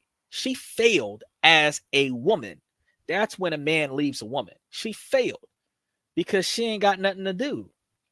All of the feminine job duties a man does, whenever a man does, a machine does. A machine doesn't do, a man hires help to do. So the woman has no other responsibilities besides keeping the man happy. And if the man ain't happy to the magnitude that he done left her, bro, she failed. And if she cheated on him, she fired herself. Because there's a no competition clause in dating. And if you smash at somebody else, you mess with the competition. You violated the contract. So you done. You X'd. Chop block. Pink slip. We should start doing that. We should create a breakup contract for our ex-girlfriends where we can hand her a pink piece of paper that explains to her all the reasons why we ain't trying to mess with her no more. Called a pink slip. Letter of termination. Terminating the relationship. You ain't got to tell her nothing. You ain't got to talk back to her. You ain't got to get into a big boom bashe argument with her. You just got to sit there and type up all of your grievances on a printed out on an 8x11 piece of paper. And if you got one of those carbon copy machines where you can get you 2 copies of it, you want to get it, sign it, notarize it, hand it to her. Especially if your bank notarizes stuff for free. That way it don't even bother to get it notarized. Notarize it, hand it to her. And then you give her a certified document on why you're terminating your engagements with her, because relationships are transactional. So if you had a dating contract or a marriage contract with the woman, you could terminate the contract because she violated the contract. Then she's still not entitled to none of your assets because you have a contract that dictates that if the contract is terminated because of her negative behavior or her willful volunteering to remove herself from the relationship without any negative behavior from you to spark that impression, that she's not entitled to nothing. Done. And then I can't build any more trust because I ran out of mats. Well, that is true. That is true. You get tired of patience, so you don't want to sell any. You don't want to put up with none of this. You're not trying to waste time, effort, and money on nothing that's not going to benefit you in the long term. Is no, they have a cap on that. You could make a few $100s on that, but no, they got a cap on that. Well, how do you keep it healthy? Moderation, repetition, mutual respect. So you have to respect your partner's desires in that, and you must expect and receive that same mutual respect from your partner, reciprocation. So if you're performing things that they're not performing, you're going to have to talk to them about that because y'all not going that way. There isn't anything that you can do if you've got an unsatisfied drive because you're used to being overly stimulated. You just got to deal with it, because not everybody's going to be an OF girl. Not everybody's going to be a P-hub person. So not everybody's trying to do a sideways split and back shot the situation. It's not going to happen. You know, some people are like watching paint dry. You just got to be able to deal with that, because you didn't get with the person for that. What you got with the person for was a long-term companionship, and that comes with it. So even if they're not good at it, you're supposed to be able to teach them. If they're not willing to learn, you're supposed to replace them, because that's what business do. Big business, we train our employees, and if the employees aren't willing to learn, then we get rid of them and find somebody who knows what they're doing. I don't know, because you shouldn't even be trying at your age. You should be thinking. You should be learning. You should be saving money, making money, investing money so that you got more money before you get into college. You should be taking all the allowance money that you get from your daddy and take all of the money that you invest in small business and build you up a kind of business where your cash only business is qualifiable for tax deductions before you old enough to get to college. And then you're supposed to be putting enough money away so that you got a business that's operating itself before you're 20. So by the time you get out of college, you got a business that's paying you dividends that you don't have to put any effort in. So you really shouldn't even be paying attention to that for you to even try to ask that question. No, because they're not doing it right. If they, okay, I've already seen a chiropractor reposition somebody's spine because of back shots. So no, they're not doing it right. You break your pelvis muscle with that. Yes, that's called arson. All right, let's move on to the next question here. Am I a bad girlfriend? My boyfriend of 10 months recently got mad at me over me not putting an I in I love you. Hear me out though, I didn't mean to. It was 6 a.m. and I had just woke up. He texted me asking to bring his belt to him, and I said of course, love you. He got very mad and continued to say, I don't need you to grab shit for me.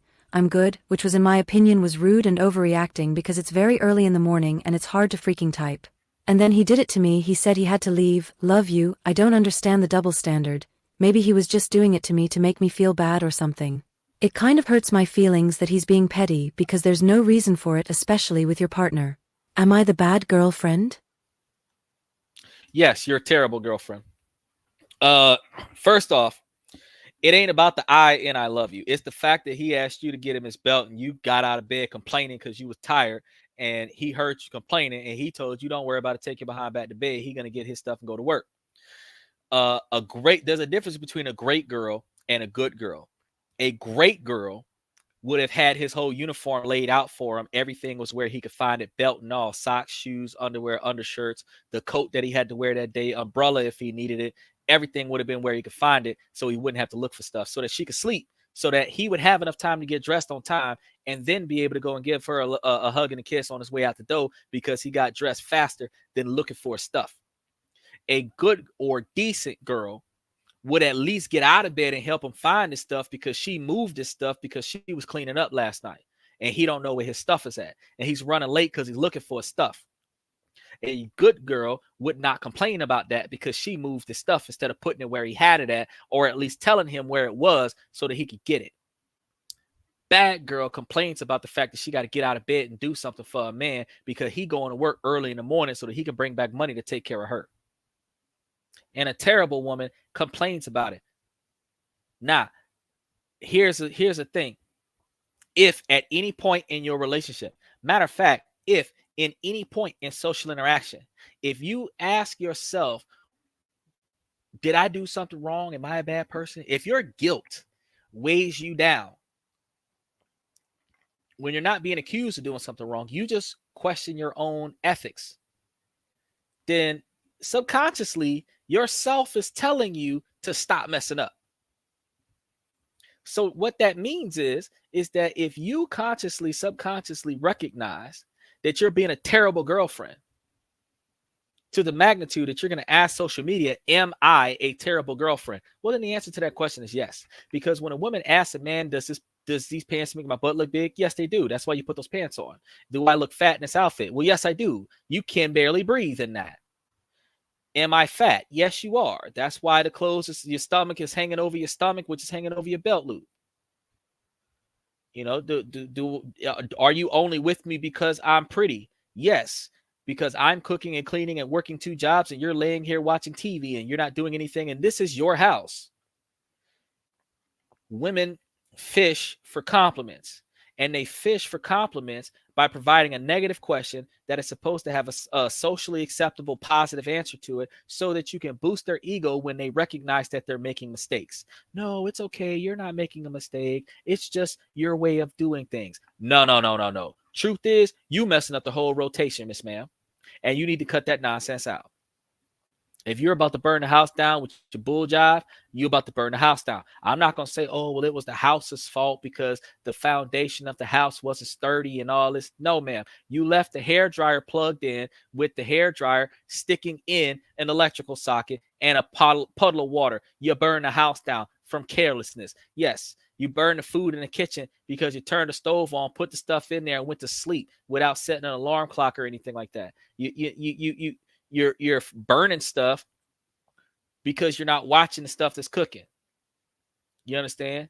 There's trash all over the place because you don't pick nothing up. Yes, there's not a situation where you're going to ask me a question where I'm going to give you the socially acceptable answer. I'm going to give you the socially unacceptable answer because if I really care about you, I'm not going to lie to you and lead you to believe that you're not making any mistakes, because any woman that says that she's a 10 is lying to herself. And as soon as you say that you're a 10, I'm going to tell you you're not a 10. I know I'm not a 10, but I know that you're not a 10 neither. And the reason why neither one of us is a 10 is because if both of us can look at ourselves and find at least one thing that we can improve about ourselves that we don't like, then guess what? You're not perfect. 10s means you're perfect. 10s means that there's nothing there for you to change. So if there's at least one thing there for you to change, you're not a 10. If there's 2 things there that needs to be changed, you're definitely not an 8. And if you got a bad attitude and that's the only thing wrong with you, you're definitely not a 6, because the way you treat people come before your beauty. You understand? Social acceptance is not going to happen from you treating people like garbage and looking attractive, because that attractiveness only goes so far, especially if you ain't sleeping with the people that you mistreat. So you got to really think about that. He's got, if you learn about, should you tip pizza delivery driver? I mean, since you're learning a lot from me, you could tip me. They got some, you can give me the super likes, super emojis, special thanks, $1, $5, $10. You can throw at the podcast for all the advice that we give you on the podcast.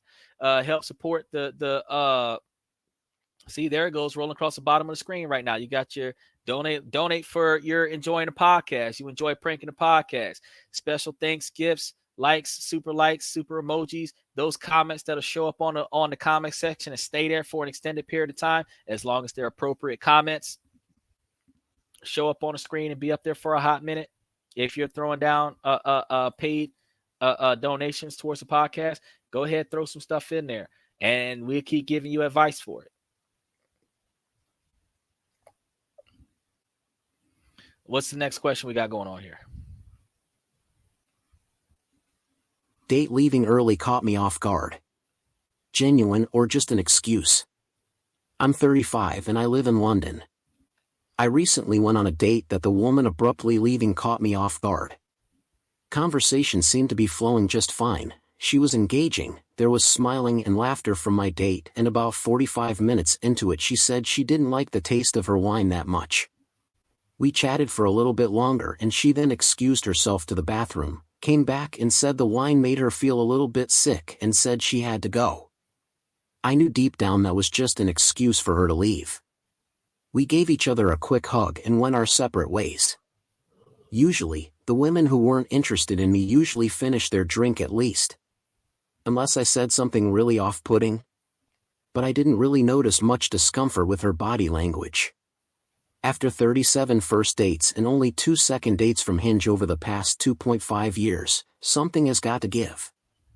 I'm going to give singles mixers a go. Maybe I'll have better luck there, or it might help me diagnose a problem, which may be with my personality and/or social skills. Do you think it was perhaps a genuine illness or a means of getting out of the date? What advice do you have for me going forwards? Well, first and foremost, sir, the type of woman that you find attractive may not be the type of woman that finds you attractive. So you've got to make sure that you reevaluate your standards and reevaluate your expectations. 2, if you've gone through 37 dates on Hinge and only 2 of them led to a second date, then you probably should change dating platforms. Hinge is not. You also got to remember that these dating platforms in 2024 has more people on there looking for hookups than they do having people looking for lifelong relationships. And especially the problem that you're going to get from females is that more often than not, females are going to go out on dates with men because men are paying. So they will drink the quantity of drinks that they want to drink, and then after that, they'll leave. If they're not interested in you, they don't have to leave because they're not interested in you. They'll drink until you stop paying for drinks, and then you leave. Typically, what I do is if I'm going to pay for the anything on the date, I'm going to buy a limited quantity. So if it's a 2 drink, one drink for me, 1 drink for you, or 2 drinks for me, 1 drink for you, that's all I'm going to get, and then I'm going to pay for it right then and there. I'm not going to leave the check open just in case you want to order something else. If you want to order something else, open your wallet and order something else. I'm not going to buy anything else. What I decided that I was going to pay for this because I shouldn't have to pay anything to get to know you. And the fact that I'm offering to pay something for you is a courtesy that you should show validation, value, appreciation, and admiration for. So instead of expecting me to buy you a refill, you should be buying me a refill. You should buy, if I bought the first round for me and you and the second round for me, you should buy the next round for you and the third round for me. Mutual respect. When it comes down to her using the excuse that the wine made her sick, if the wine did make her sick, you probably would have felt better that she went home throwing up than it would have been for her to throw up on you. For those women who do use the fact that she's not feeling well to leave the room, because women are passive aggressive, they're conflict avoidant, they're not always willing to get into a fallout argument with a stranger because they don't know how you'll act or react. So instead of them telling you the truth that they've lost interest in you based off of what you just said or what conversations that you've been talking about or your declaration of interest, or if you just said something that's a red flag to them based on their past traumas that they're not interested in. And as soon as you tell them that, they're like, they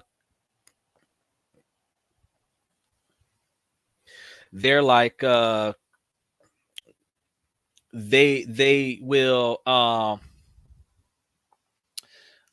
use that as an excuse to leave. So since they're going to use that as an excuse to leave, you have to recognize and you have to like the fact that they're not going to do what they are supposed to do. And since they're not going to do what they're supposed to do, then you should even dwell on that. Should you be paying for all these first dates since you understand that 99% of your first dates or 98% of your first dates don't make it to a second date? No. Each one of your first dates should be a cup of ice water or a drink at a Starbucks. That's what should be on your first date. You should never have a situation on a scenario of any kind where you've got females that are going to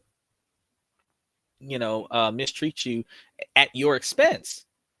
You should always be in a scenario where you are interviewing them to see if you like them. Your objective and your goal is not supposed to be that you impress them, because why am I putting all this effort into somebody that I don't even know if I like them? I don't know who this is. You're supposed to be putting in all of your effort into trying to find out how do you get to know this person. If you put in a lot of effort to find out how do I get to know this person, that's when you're able to say, okay, I know her now and I'm good with her now. And now I want to start spending money on her, but not so much so before that. we had to go back up. You had our relationship's a scam every day in this city because that is what Kai-sen said on his stream. That is true. We're going backwards now. We've got does Andrew Tate give good advice about how to stop watching? Well, I don't know if he gives good advice about that. You've got he's repping Ohio, Kai-sen, Ohio, John Park, representing John Park. So he's got his skippity drop. That's semi-appropriate. And I'm going to data man, and I am a man. By all means, you do whatever you got to do, bro. You do whatever you got to do. I don't really care about that, and by far that does not compromise our community guidelines. So what your choice in partners is irrelevant to me or the podcast. More power to you on that, because truth be told, buddy, at least for the next 90 days you can do that. But I mean, the first 120 days that the red team is on the field, I can guarantee you that they're going to outlaw all of the public displays of that type of behavior. So the way things were in the 40s and 50s when people were hiding it, that's going to be the way things are going to go back to being, where it's not going to be publicly displayed. You're not going to have parades through the streets. You're not going to have rainbow parties or anything like that anymore. It's going to be strict. It's going to be back to the conservative 1940s family oriented, family values type of environment if the red team takes over. Now, if the blue team takes over, then by all means, you can rainbow bandana down and run through the streets and do whatever it is that you want to do.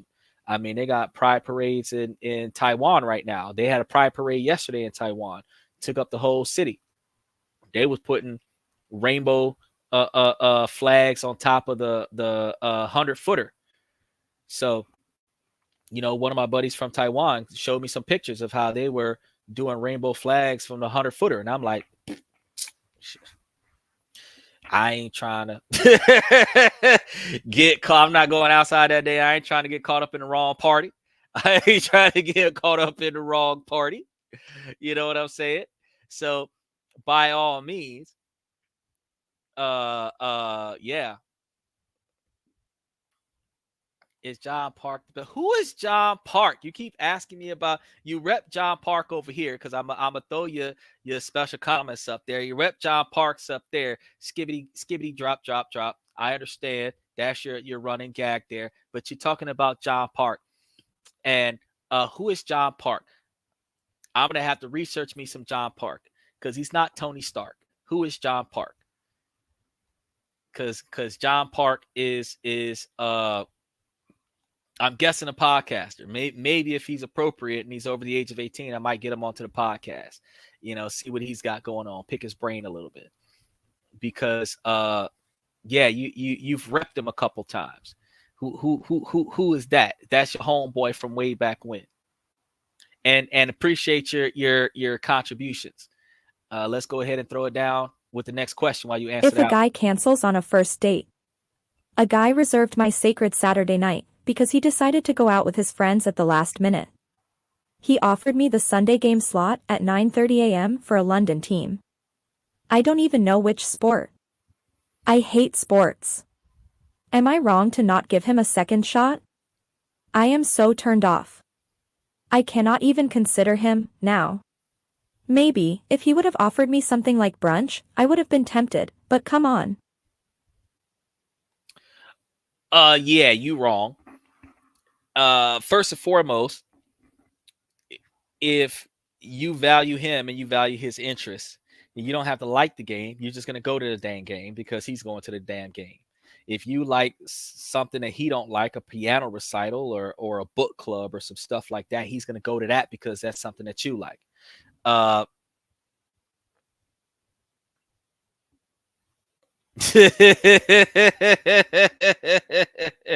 Right, you can't type it, and I had nothing to do with that, so I can't put that on the main screen.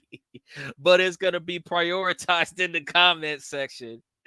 And you are right. Every time I start saying something about that, I can tell you what, I start having complications with my podcast.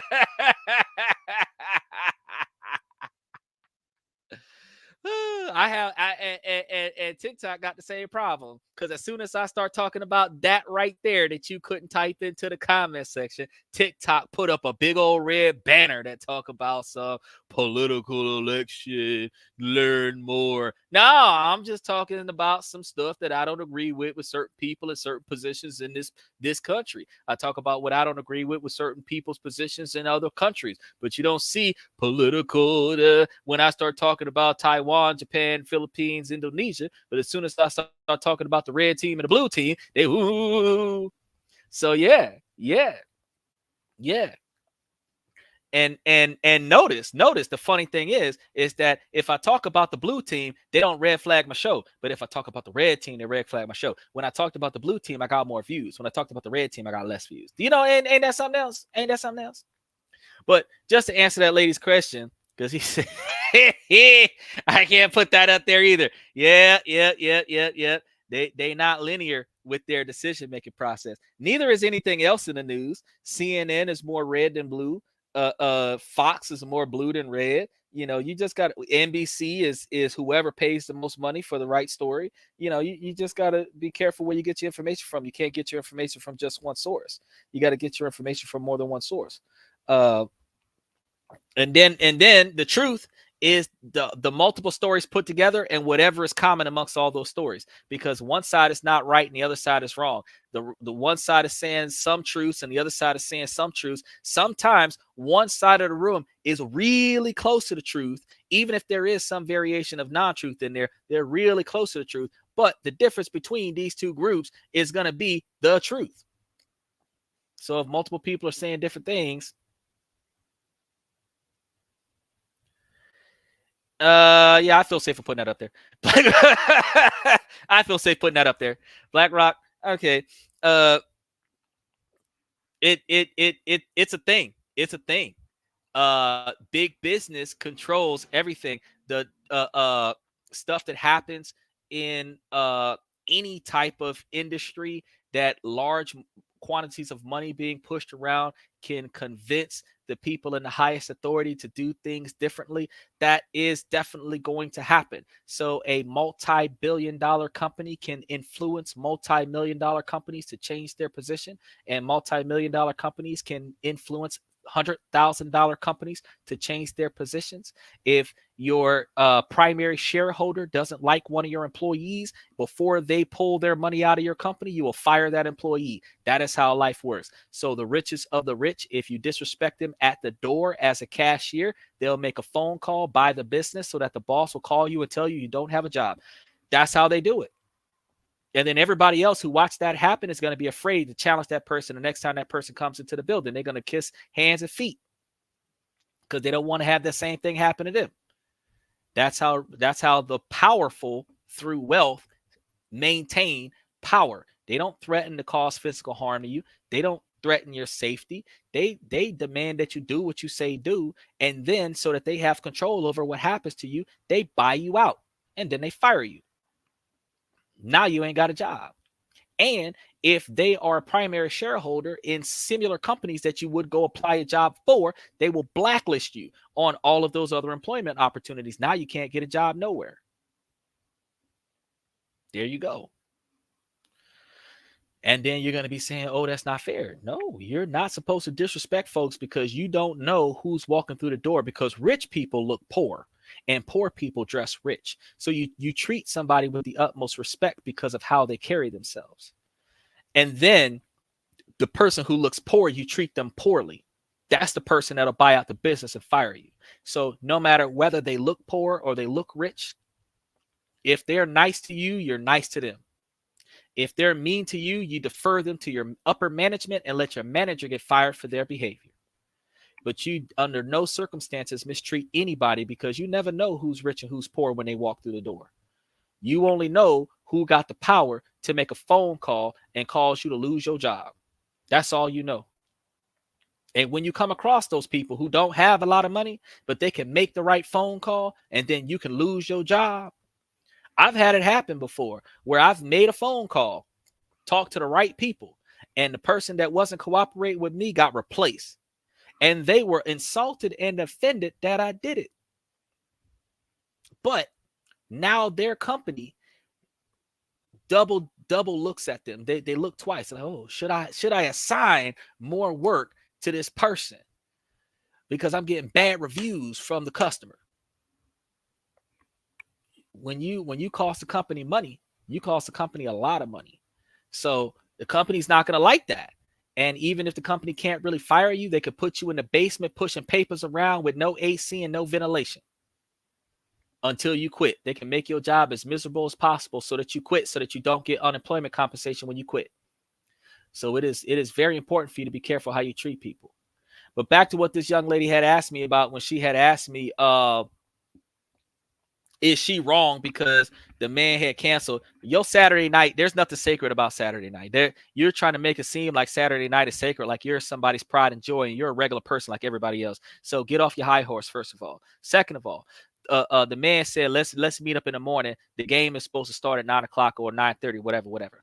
Now, if you meet up with him, you're going to enjoy the game. And then after the game, you're still with him. So you're talking about he could have at least invited me to brunch. There's a strong possibility the dude might invite you to brunch or lunch or a full meal to make up for the fact that he canceled on you the night before. But he does want to see that game before he goes and does anything else. So instead of you showing a man respect and showing up where the man wants you to be at, you sitting over here calling yourself, feeling like you're entitled to being catered to, and he should at least do X, Y, and Z for you, and he don't got to do nothing for you. He don't know your name. Y'all met on social media. So if you're not going to show yourself as valuable, being valuable isn't the way that you sleep with the man. If you ever get a chance to sleep with the man, being valuable is being able to be counted on by the man, being able to be where the man needs you to be at, being able to do what the man tell you to do, being able to accomplish the goals of the man, being able to fulfill the needs and the desires of the man. So if the man told you he couldn't make it because he had something to do Saturday night, whether it was hanging out with his boys for a bachelor party or whatever the case may be, and then he said, meet me in the morning, you meet him in the morning.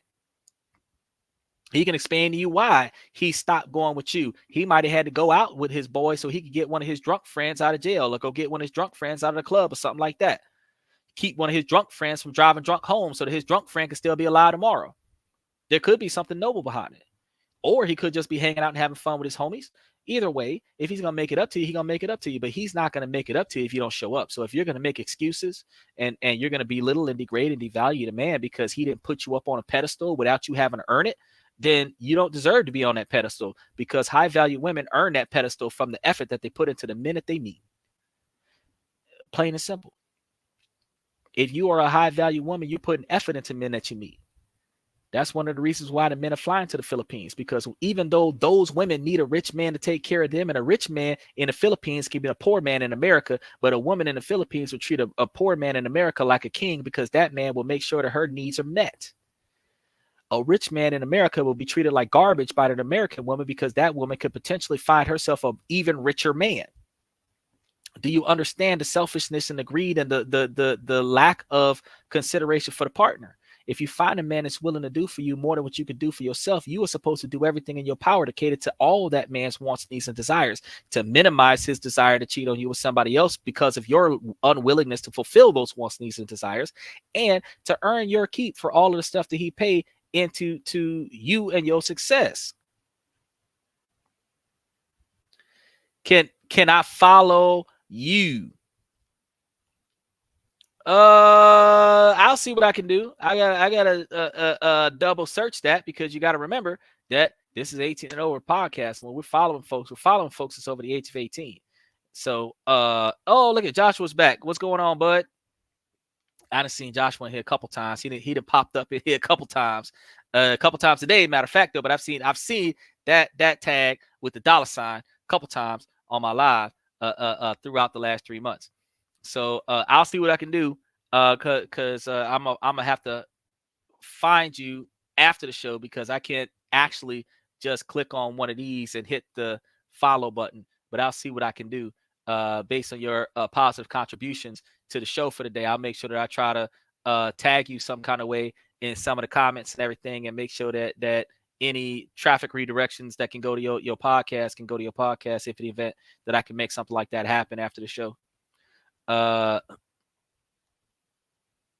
Look up John Park. So you shouting out yourself when you got Bricko Mode up here. You want me to follow John Park on top of Bricko Mode, so I'm gonna follow Bricko Mode and John Park. What's his profile photo look like? Is it gonna be a foot with a face on it? Because I'm trying to figure out. I'm trying to figure out like what's going on, man. What's and Josh is back again. Josh, help me out, buddy. Do you know Bricko Mode or John Park? Because he keeps talking about John Park. I don't know who John Park is. Help me out, Josh. I did like the 5th time that you done jumped into the live, so I know it keeps coming up on your For You page. So help, who is John Park? Do you know John Park? Do you know Joe Rogan? Tell me who these people are and how they impact the social conversation. I'm gonna follow John Park. Okay, calm down, buddy. Calm down. I gotta go find John Park. I gotta do it after the podcast because I got the live podcast here. I've already got 2 different streams up here right now. If I jump in there and start trying to run after a John Park, I gotta back out of something. He is like Joe Rogan. Okay. Well, I'll go look for Joe Rogan and John Park, and I'm gonna see what they got going on. And I might actually collab with one of them boys or both of them boys, just so that I can get some of that heat off of their podcast. So here we can start talking some cash on here because you've been talking about Rogan. You're not the only person to talk about Joe Rogan because Joe Marciano, who is the CPA that was on here on Wednesday, was mentioning Joe Rogan at one point in time. So you never know. I might be able to. I ain't YouTube famous because only got like 16,000 people on here. But if I could get Joe Rogan up in here, you know what I'm saying? His millions and millions of Roganators can come and watch him on my podcast. So let's go ahead with that other comment that she had put up there. So I went out with someone, and at the end of the evening she casually mentions her boyfriend. Help me understand my situation. Oh, she flawed. Ain't nothing to recognize there because you got females that be hinting towards the fact that they single. Oh, see, you be throwing those the inappropriate comments up there. I'm not throwing that one on the screen, buddy, but I can tell you right now, no diddy, no diddy, no diddy. No diddy, no diddy, no diddy.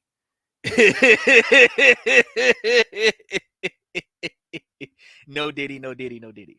But for the other guy, look, if you've got a female, because a lot of females do this, when they're interested in you, even if they got a man, they'll pretend like they don't got a man.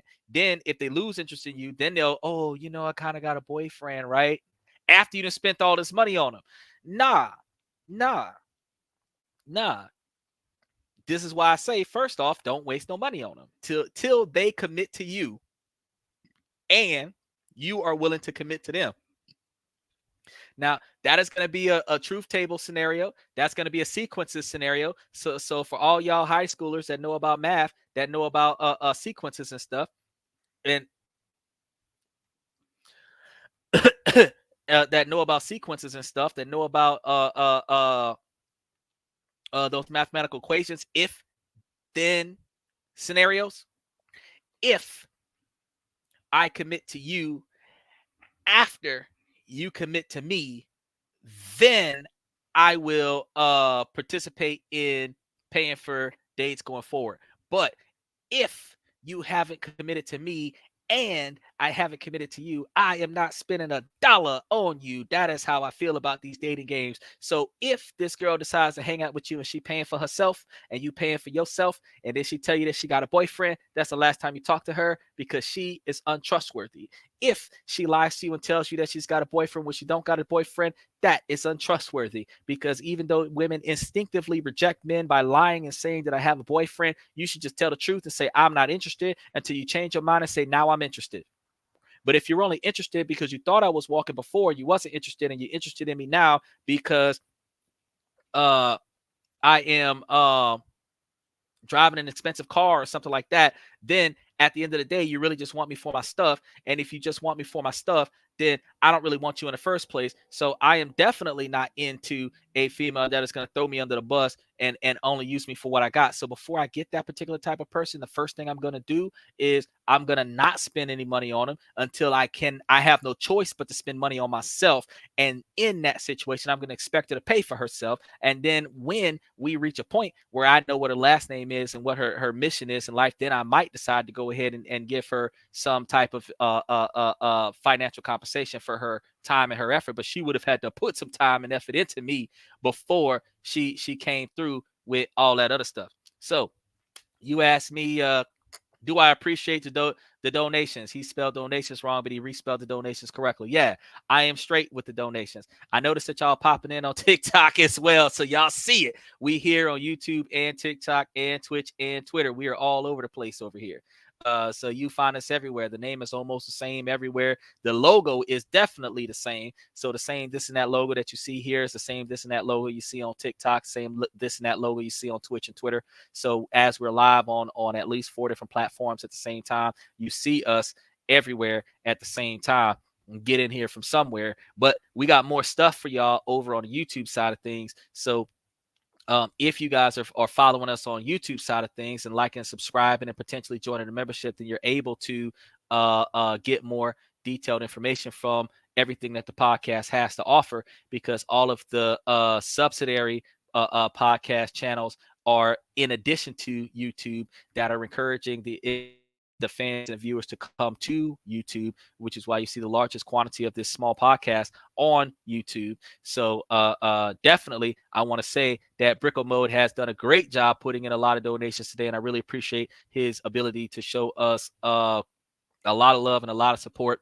There are a lot of these comments that I would have put up had they been appropriate, but they are not even adult-friendly statements. And some of the ones that were not adult-friendly statements I couldn't put on the main screen, but they are primary on the comment section, which means that they're likely to be primary on the re-roll of the live comment section, which means that if you go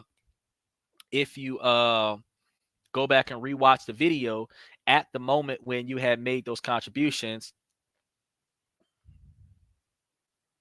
Yeah, see, you so close. You so close. I kind of feel like I want to put that one up there, but I kind of feel like that I'll let it sit there for a couple seconds.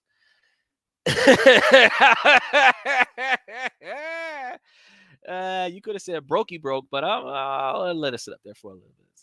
I hope it, because I'm not trying to get canceled because of a comment up here. You know what I'm saying? Not trying to get canceled. Not off of a donation. You know. But if I if I search up John Park, yeah, I'm gonna search John Park after the show. I'm gonna search John Park after the show. I'm gonna search John Park and Joe Rogan. I'm gonna add them to my list of individuals, and then I'm gonna see what's up with them, and then I'm gonna see what information they got going on, and depending on what information they got going on, if we can collab, I'm gonna try to see if I can get some collaborations, because I like bringing extra people onto the show. I love to talk. Fair enough. I'm a talker, but I like to listen. I like to learn. I don't just like to teach people. I also like to learn. So I like to have extra people up on the show that I can talk with. But you got to understand, I got to have them over the age of 18 on the live video feed, because that's the rules and regulations of YouTube, TikTok, Twitch, and Twitter. So I can't put people under the age of 18 onto the podcast. You can be in my comment section all day long, but I can't put over the age of 18 on the live video feed, because there are federal laws against that. So that's the only reason why I can't put you on the camera. If I seen a driver's license that showed that you were over the age of 18, even if you look young like Macaulay Culkin, I'd be able to put you up there because you're legal. But because you definitely are not old enough to be on a live video screen with an adult, I'm not going to R. Kelly myself on a live podcast. I'm not going to do it, you know? So, well, by all means, feel free to roll through. By all means, bring the whole squad. Appropriate comments I could try to throw up there. I'll throw that 499 back up there, because that's lyrics to a song, and I'll throw that up there one more time. Oh, he got a new one. Oh, it's the same. More effective. See, now if you'd have did that the first time, see, we wouldn't have had no more effective. You know, That is the way that you don't break rules. See, if you stop trying to break rules and get past breaking rules, you get more stuff up on the screen. Because when you look at the community guidelines and community rules, there's certain things that even I can't do because both you and I could get in trouble for the things that you type in here. And that's why I tell you that, what is it? How much today? That's 10, 11, 13, 15, 17, 19, 22, 24, 25, 25, 26. So did he give you like a Fortnite balance that you're throwing down on here right now? Is this your GTA 5 balance? Or this is what you got from selling those tires, right? Because you had bust down on like $1,050 worth of tires, and then you only spent like 700 of it on skateboards and stuff. So you have like $305 left to spend, don't you? And you only put up like 26 right now so far. So you got plenty of room to throw down another $75. This is what happens when you're successful, even at a young age. When you're financially successful, you can invest in certain podcasts to get your appropriate opinions across, in addition to being able to sponsor somebody who can promote you and your brand in an appropriate fashion. But one of the things that you're going to learn as you get older is that you want people to positively promote you, not negatively promote you, because while you can make a couple of laughs with your homies, you got to ask yourself how many of your homies are going to help you I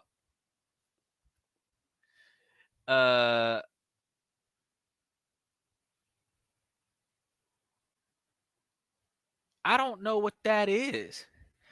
I'm in the thick of it. Everybody knows they know me. Where it snows, I skied in and they froze. I don't know what song that is. I'm gonna read that one more time because I I'm old. You know what I'm saying? I'm back when Earth, Wind, and Fire from Motown era. I'm back when Boys to Men were actually boys becoming men, not old men doing a throwback version. Back when Bobby Brown wasn't getting caught with crack on the stage. Back when Tina Turner was still rolling down the river. I'm from way back in the day when Michael Jackson was still black. I'm from way back in the day. You understand what I'm telling you? So let me see this again. It says I'm in the thick of it. Everybody knows they know me. Where it snows, I skied in and they froze. It's trending on social media. I'm going to find it somewhere. And then I'm going to listen to it. It might be a good one because they had that one video on TikTok where your boy was spinning the block on his ops, and he was doing it on like a Maroon 5 song. I thought that was pretty dope. You can get views. I don't know the beat. I barely know the lyrics. I can read, but I don't know the lyrics. So I'm just like, I don't really know like how that works out. I'm in the thick of it. Everybody knows that they know me. Where it snows, I skied in and they froze. So, to me, it sounds like, do you like Fleetwood Mac? I don't know Fleetwood Mac. I don't know Fleetwood Mac. Who is Fleetwood Mac? But you said it's trending on. I'm gonna find these people, bro. I made sure that the podcast re-rolls itself so that I'm able to see this stuff at a later date and time. But I don't know who Fleetwood Mac is. Who is Fleetwood Mac? How do you not know the huge band from the 70s and 80s? Because I was born in 83. I know about what my daddy and them was listening to, but I don't know everybody's name. Okay. So I am not gonna know every single song that was ever made in the last 200 years, nor would I remember every song that was played 50 years ago when I'm 41. Okay. So that song came out 10 to 13 years before I was born. So while it might have been playing, it might have not have been playing in my area, and I might have not have heard it. So, and then again, I might have heard it and then I might have forgot it because I work a lot. They have like 35 million monthly listeners on Shopify. Whoo, that's a lot. On Spotify, that's a lot of viewers. That's a lot of listeners. Well, I mean, it's music. Music is popular.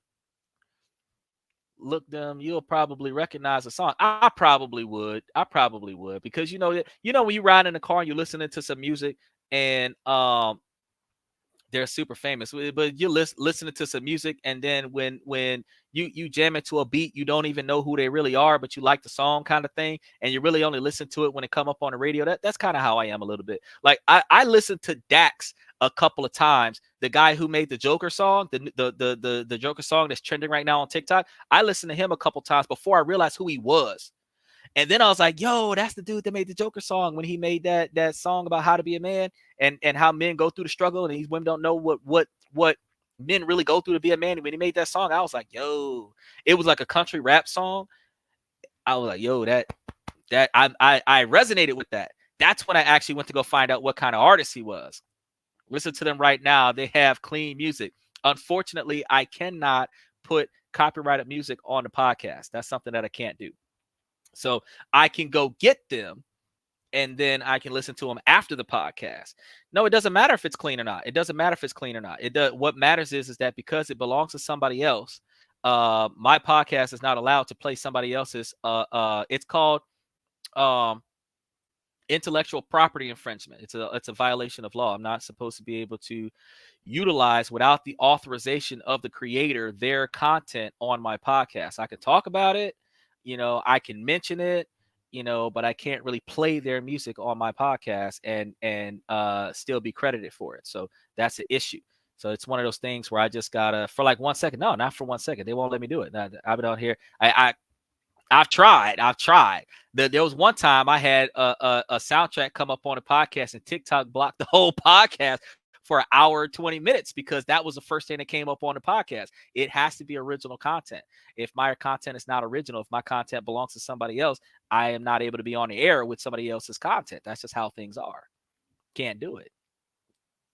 So I try my best. I do the best I can to give you guys what I'm legally allowed to give you guys, and anything I'm not legally allowed to give you guys, I can't give you no matter how much you pay me.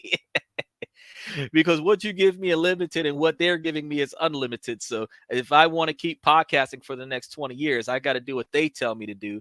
I can do the best I can. Some of the stuff that you ask me to do, because I really appreciate that you're at about 29 right now. I appreciate what you're doing, but I can't really do much more than what they tell me that I'm not allowed to do, because what you give me is a one-time scenario.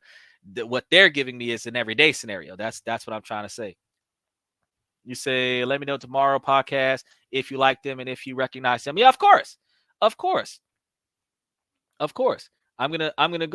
look up because you said Joe Rogan, you said John Parks, and then Fleetwood Mac.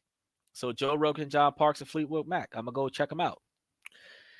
And then I'm gonna see what all they got up there. And then after I see what all they got up there, then I'm gonna come back and let you know about Joe Rogan, John Parks, and Fleetwood Mac, and I'll be able to tell you what they got going on. Let me guess your favorite song. What you think my favorite song is gonna be?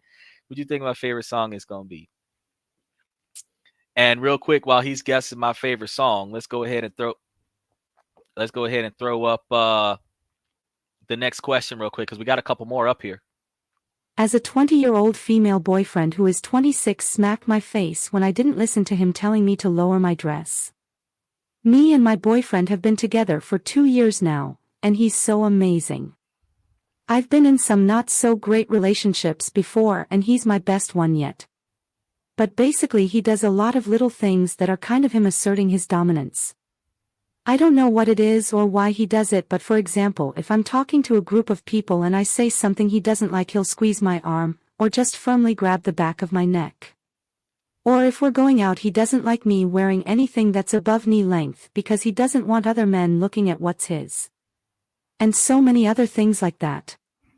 We were on our way to meet up with a couple of friends, and as we got out of the car he told me to tug down my dress.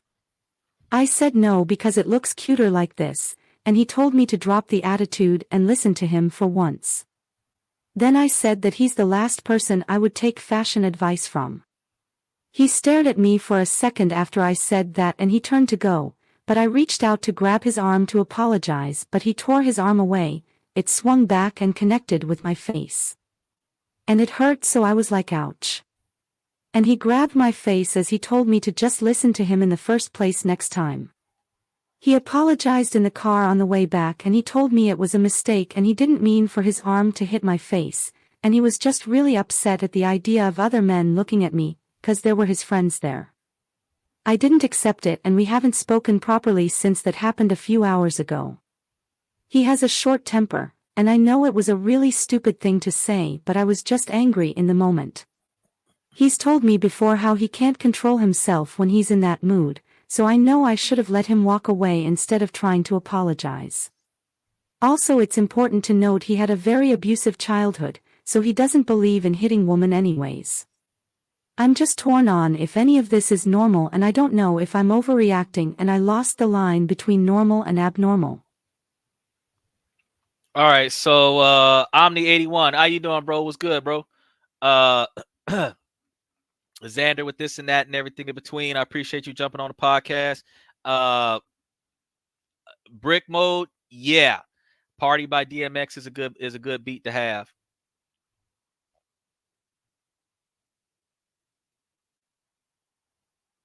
See, look at that. They did it again. I don't know what they're talking about with tobacco and stuff. They're like, oh, we restricted your stuff on TikTok again. I didn't do anything with tobacco and stuff. I just put up what you call it on there. And then he's got he said are relationships a waste of money and time? Yeah, relationships are a waste of money and time. Now, when it comes down to what she said, I'm going to tell you guys off the cuff. When you're dealing with a woman, first of all, let's start with no woman is supposed to be in an abusive relationship, and whenever you have a man that has struck you out of anger, you're supposed to leave him and not give him a second chance. So you're not supposed to be in any scenario where anybody, man or woman, has the ability to perform actions and or behaviors that could negatively impact your safety. So I don't care if it's an accident or not. If they do something that they're not supposed to do, then you're supposed to shut them down and not give them a second opportunity. So I would sit on the fact that no, that's not going to work out with you and him as far as him hitting you in the face. Now, when it comes down to the other side of things, where you're talking about how you're talking to him and he doesn't like the way you dress, and he's asking you how to carry yourself, and you're refusing to carry yourself the way he requests you to respect yourself as well as him. You have to understand that he has told you a time or two that to pull your skirt down, cover up, dress appropriately. He doesn't want the men to be drooling over you. Stop dressing overly sexualized unnecessarily, and you're refusing to do that. You guys have been around each other for a couple of years. There's absolutely no reason why you are not dressing with respect for yourself and respect for your relationship and respect for your boyfriend. What he should have been able to do is he should have been able to leave you because you are not showing him respect after an extended period of time. Y'all are in a relationship. He has set out his expectations, and you have refused to jump in and entertain any of his requests in your relationship, which means that you have no respect and no admiration for this man, which means that you don't need to be with him. So I strongly recommend that if it was him, that he break up with you and he not have nothing else to do with you, because if you feel like your personal preferences should overrule his recommendations that are being made in your best interest, then you don't need him. You need to be alone. You don't need another boyfriend. There is no better boyfriend. You're not going to find a man that's going to treat you better than that and allow you to disrespect him at the same time. you're only going to find worse than that, more violent than that. You're going to find men that are more dominant. You're going to find men that are more aggressive than that. The men that are less aggressive than that are just going to quietly leave, and they're not going to allow you to give them the opportunity to feel disrespected. You're going to have some men that are just going to use you because you're not valuable as a girlfriend because of your inappropriate behavior and your inappropriate choice in attire. And the fact is, you're going to have a harder way to go. So there is absolutely no way for you to be able to maintain a positive, healthy relationship in a scenario where you are inherently disrespecting yourself and disrespecting somebody else. So since you guys haven't talked for a few hours, I would encourage you to just keep it like that. Just don't even go back to it. Just let that ride. So Omni81 said, you won't believe it, bro, but I'm watching you broadcast from Russia. Look, I am worldwide right now, Omni. I got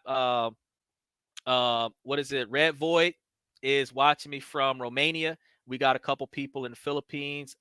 We've got, matter of fact, real quick, I got you guys list of countries that are looking at us right now. Russia is one of our #1 followers. Vietnam, United Kingdom, India, Ukraine is there, India, Germany, Australia, South Africa, Mexico, Canada, Indonesia, the Philippines, and Romania. The only reason why I don't have Ukraine up there typed in there is because with all of the conflict that's going on over there, when you start putting keywords into the comment section and text on the screen and stuff like that, the YouTube starts getting a little bit concerned, and then I start having problems with the broadcast. So what I do is I talk about everybody around them, and then say, they showing us love too. We appreciate them, but at the same time, I can't.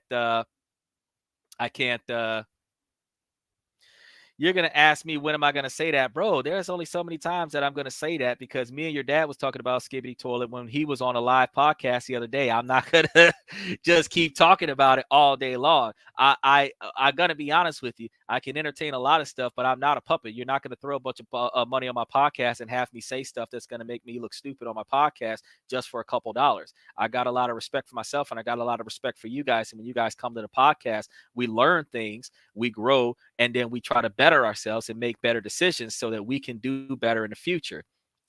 He says, he's telling me, I could get a huge audience if I could say it. That's not true. I can get a huge audience and not say it. I have a pretty decent audience already, and I haven't been saying it for the last years. He said, this is my first time on your channel. What topics do you usually talk about on your stream? So it depends. On Monday, Tuesdays, and Wednesdays, we talk about money, we talk about business, we talk about politics, we talk about how to improve yourselves to become self-sufficient and more successful. Typically, we talk about the ways that you're able to become successful in America, but I did say that I was going to try to find ways to help incorporate some of those things into other countries, but some of the basic concepts can be converted into other countries. You just got to use different currency exchanges. You got to use different formats. You got to really do your research on how your country allows that to happen with the laws, rules, and regulations in your country. But we talk about ways to make yourself self-sustainable. We talk about ways for you to build a business and better business choice, because you have to represent yourself in a positive light, even when people aren't looking at you. So, which is far the most part, all of the advice that I give to the women on this podcast is that, you got to hold yourself to a higher standard. You're not supposed to have a higher expectation for other people. You're supposed to hold yourself to a higher expectation from other people, because when you're trying to do business with other people, they're going to judge you based on the way you were behaving before you met them, when they were watching you. And the way that people put a lot of their personal business on social media right now, people can do a background check on you just by searching your social media profiles and seeing all the inappropriate things you did 10, 15, 20 years ago that hasn't been taken off the internet. And then you will be embarrassed by some of the stuff that you did when you thought it was funny. And now you're not embarrassed by these things. well, now you can't do anything about it because your embarrassment is not going to get you the job. So we talk about ways to make better choices. We talk about ways to change our mentality and our mindset and our frame of thought when it comes down to getting involved in relationships. We talk about valuing ourselves as men, standing on our non-negotiable expectations for behavior, because if we end up in toxic, negative relationships where the females that we're talking to are not valuing us and not appreciating us, but we're spending a lot of our money trying to impress girls that don't want us, they just want our money, we are wasting time, wasting money, and wasting effort, because in America, you can invest a lot of the money that you spend on dating in stocks, bonds, and mutualities and Bitcoin, where that money can be making between 5 and 20% interest, depending on what you put it in. And that would be annual interest that you're wasting on somebody else's pleasure, not even your own pleasure. And then the money that you invested will give you a large enough quantity of wealth where you could fly to another country, get you a Russian woman, a Romanian woman, a Filipino woman, a Vietnamese woman, a Japanese woman, a South Korean woman, and have a woman that's going to treat you way better than the women that are treating us right now in America. So when we talk about making big businesses, setting up generational wealth so that your kids will have a legacy, the part of your legacy is to make yourself, the legacy of yourself, the success of the people around you, so that your legacy goes further. Martin Luther King's legacy lasted a whole lot longer than some of the big businesses that existed back when Martin Luther King was around, because his success made the community around him more successful. You know, people like Michael Jackson, with his music, is still being remastered by people after he died. His success is being expressed years after he has passed. People who make positive impacts on their community, their legacy lasts a whole lot longer than the money that they made. While their money is being spent by somebody else who made that money, is going to carry on down the generations a whole lot further. So when we say that we're trying to build a legacy, we're not just trying to build a little bit of extra money for our kids to not be broke. That is part of it, but we're trying to do three things. We're trying to build the kind of legacy where people will be still talking about us 100 years from now, 200 years from now. And we want to make sure that not only are our kids not going to be broke growing up, we also want our kids to know how to make more money for themselves so that their kids and their grandkids won't be broke long after we're gone. And I talk about all of the ways that you can get you a side hustle, because if you're living from paycheck to paycheck, if you got to borrow against a stone to make ends meet, we talk about what you could do to make extra money so that you can fill that gap. And then we talk about ways where you could take extra money, and instead of wasting it on habits like smoking and drinking and hanging out at the club, or wasting it on memberships on video games and stuff, we talk about how you are able to take that and put it into other areas where you can make extra money on it. And we talked about, as Americans, we can go to other countries and start up foreign domestic businesses in other countries and not be taxed extra money on those overseas businesses, in addition to the money that we're making in our current business. So we talk about all of these things over a extended period of time. And based on the things that we talk about over that extended period of time, we find ourselves in a position where we recognize that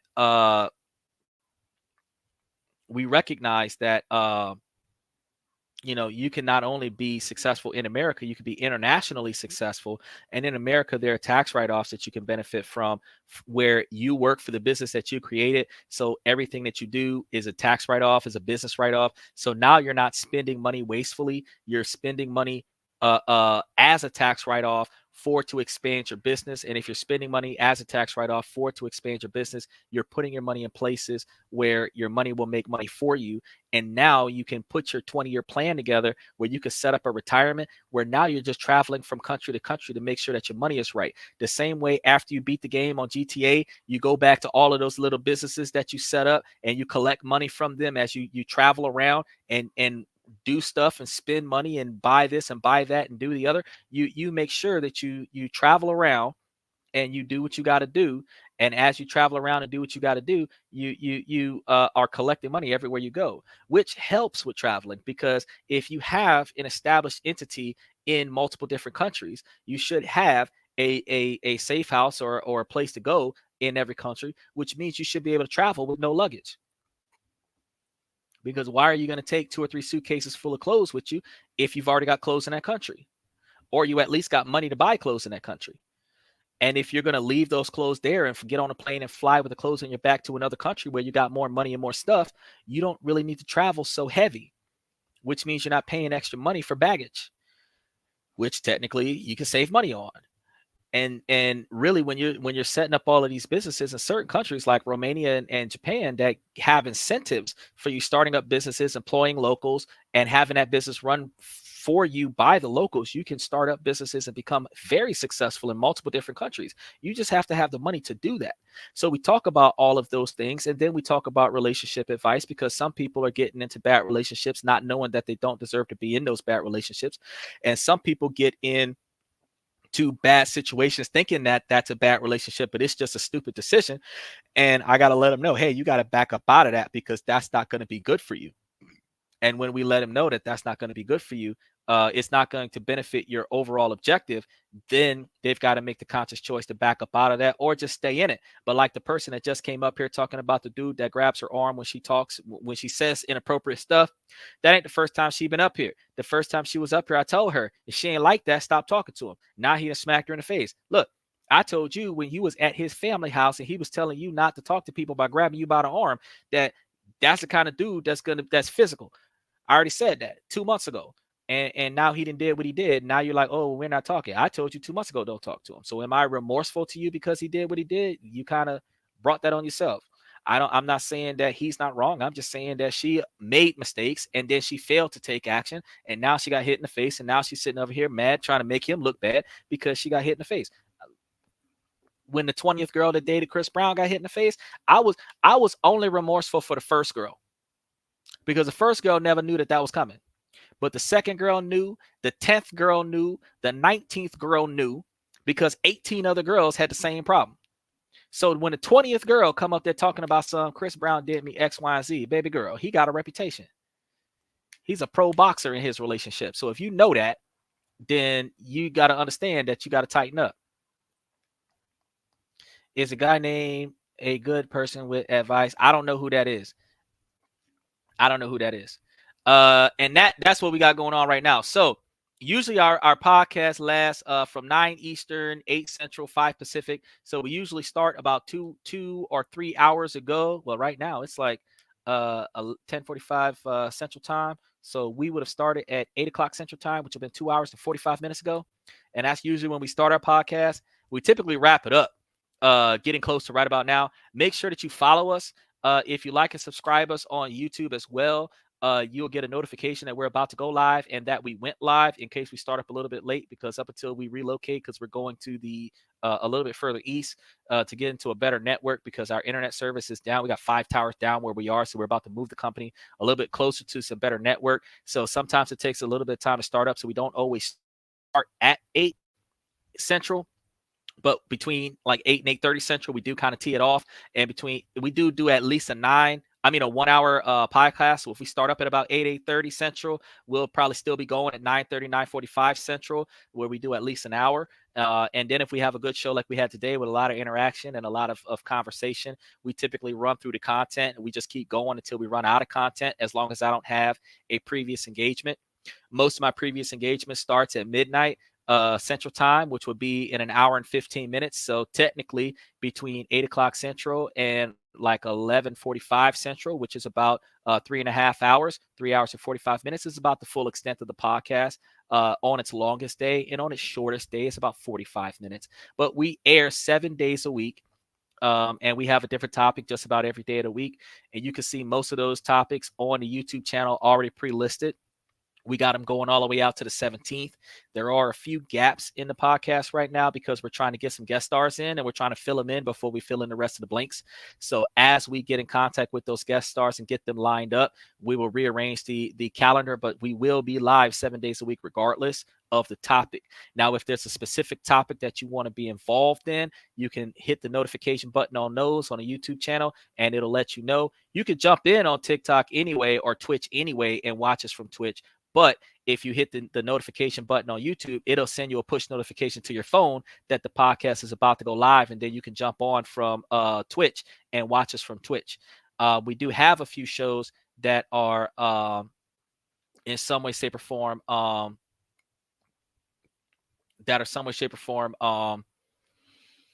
highlighted. So you got some highlight reels. We got some 15-minute highlight reels. We've got some like 1 hour, 2 hour highlight reels up there. So you can kind of see some of our older shows that's come out over the past week. We've got at least the last 9 or 10 episodes that's come up. You can take a look at those after today's podcast to see some of the stuff that we talked about. We had our CPA, certified CPA, come up last week, Wednesday, and we talked about everything under the sun, including taxes.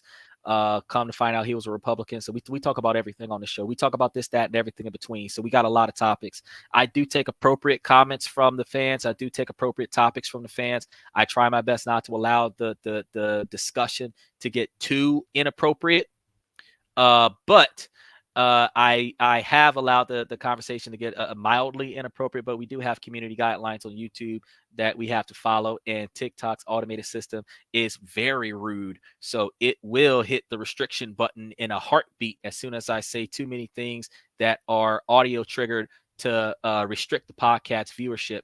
And usually when that happens, whoever was watching the podcast at one point in time will stop watching the live podcast at that time. So, and nothing I can do about that besides make shorts out of the podcast and put it up on there after they finish saying you can't play that, and then we put it back up there and contest it, and then a live person watches it and they're like, there's nothing wrong with that. I know there was nothing wrong with that, but your automated system is very finicky. So the way things are, we're primarily on YouTube. We do go through Twitch and as a secondary, and we go through Twitter as a tertiary, and TikTok until TikTok is taken down by the US government in January. We're going through TikTok, but I'm not really putting that much effort into TikTok because really and truly, if they're not about to get a domestic business in the United States, there's already 10 states in the United States that has banned TikTok in the past 12 months. And if the other 40 states ban TikTok,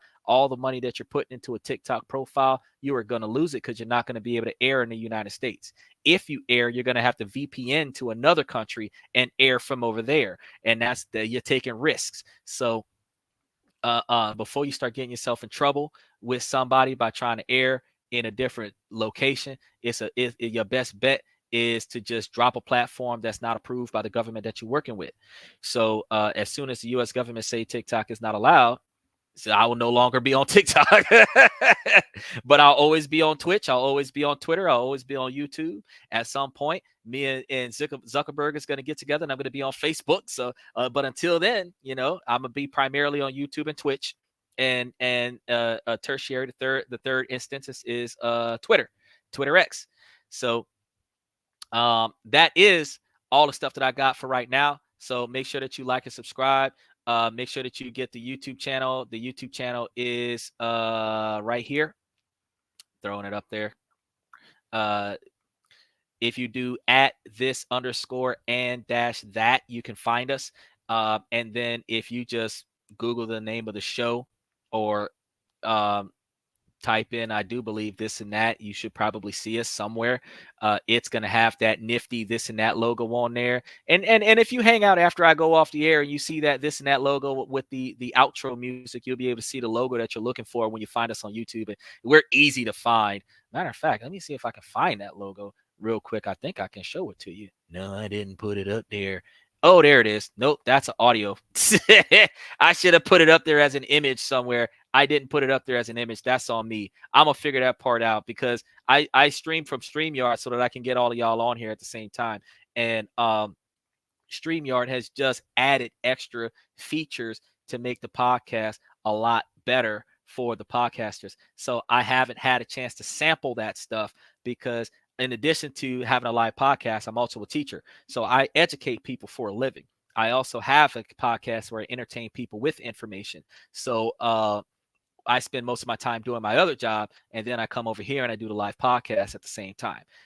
And I always I encourage people to throw donations at the podcast and give us some tips and everything to help us out with the podcast because I got to pay to stream.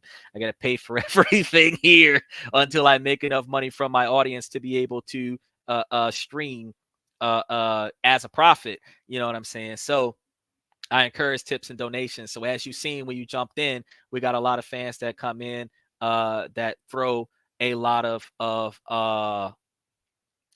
donations down for well, today at least, for some brief entertainment. But for the most part, I try to keep it adult, which is why I tell the kids that come up here that they want to learn about business and finance while they're clowning around.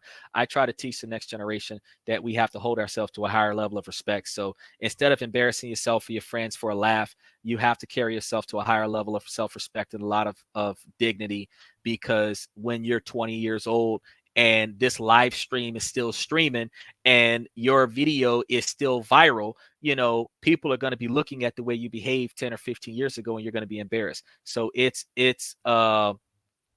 important to carry yourself with a higher level of self-respect and not just behave a certain way because of your entertainment with your friends. We used to clown around back when we were younger. We didn't know no better. But as soon as we were taught that our actions today could have negative consequences 10, 15, 20 years from now, that's when we started changing our position, after we realized long-term consequences for our actions. And that's one of the reasons why some of the stuff that I was telling Brook Mode, that some of the comments he was putting up there, I'm like, bro, I can't throw this stuff up on the screen because there are certain things that you're throwing up there that will cause me to have issues. And I put too many of his comments on the screen, and TikTok said restricted mode. And I'm like, see, that's what I'm telling you. Like, I can't really. YouTube is more flexible than TikTok, but I mean, I don't really care about TikTok because TikTok is about to be banned in the US. So I mean, until TikTok is not banned in the US, I'm not going to say, oh, I got to do more sensitivity for TikTok. This podcast is still live on YouTube, so I don't really. That's where I'm at with that. But since I ran out of content because you came in towards the end of the show, hopefully I see you tomorrow. We got a lot of stuff coming up because tomorrow we're going to be talking about money. I don't remember what we're going to be talking about related to money, but we're going to be talking about money. So hopefully you come back for the rest of the week. You get to dabble in on some of the other topics that we're going to be touching base on. And hopefully you continue to enjoy the show, you and Red Void. So when I see Russia and Romania in the podcast, I'm going to give you guys shout outs and make sure that you guys know that I see y'all on the podcast. And then, yeah, if you got questions about anything while you're on the podcast, feel free to ask. There are no stupid questions, just inappropriate times to ask. And I will entertain all of the appropriate questions on the podcast, because I'm not going to get myself canceled just so that I can answer somebody's question. But if you're willing to learn, you're willing to grow, this is an open mic, open forum podcast. I do put a link in here if you want to get in here and give shout outs to your friends and family if you're over the age of 18, or if you have something positive and appropriate that you want to say on the show in line with the topic. There's a link that you're usually allowed to click in the comment section towards the beginning of the show that you can find if you scroll all the way back up. And approve the mic, approve the camera. It brings you up onto the show. If you don't want to be seen, you can turn off the camera after I confirm that you are an adult. Then when I put you up on the screen, you can turn off your camera. And or when I tell you, you can turn off your camera before I put you up on the screen. I can say I confirm, you're an adult. You can turn off your camera, and then you turn it off, and then I put you up on the screen, and you and I can have a conversation in real time instead of the lag with the texting, if you like to do that. Otherwise, you can feel free to hold conversations with me text-based. I get back to all appropriate comments as I see them. I don't have 1 million followers, so I don't have more text messages than I can keep up with. So since I can actually address everybody, I do address everybody that is appropriate. So if you got a question on the show, if you got a topic you want me to talk about at a later date and time, I can make a show about it. If you've got information that you want to share based on the topic that we're talking about, you can throw that in. If you've want to know something more about what we're talking about, you can ask, and I can do some research, and I can throw a topic about that at another date and time, make a whole show about it, tag you in it probably if I can find a way to tag you in it, because Twitch I'm not that familiar with, because again, I primarily operate off of YouTube, but I know that if I can find a way to tag you on YouTube, I will. And then you'll know it on YouTube because you'll get tagged. So all I can say is just keep watching the show. That is all I have for you guys for today. So ladies, as long as the situation doesn't make sense, I'm going to ask y'all to make it make sense. So ladies, make it make sense. And for everybody on Twitch, Twitter, Red Void, Omni8081, I appreciate you guys. Russia and Romania is on the map as some of the best countries to follow us here. I really appreciate you guys. Thank Thank you for coming to This and That. I'm your host, Sander, where we talk about this, that, and everything in between. Y'all have a good night.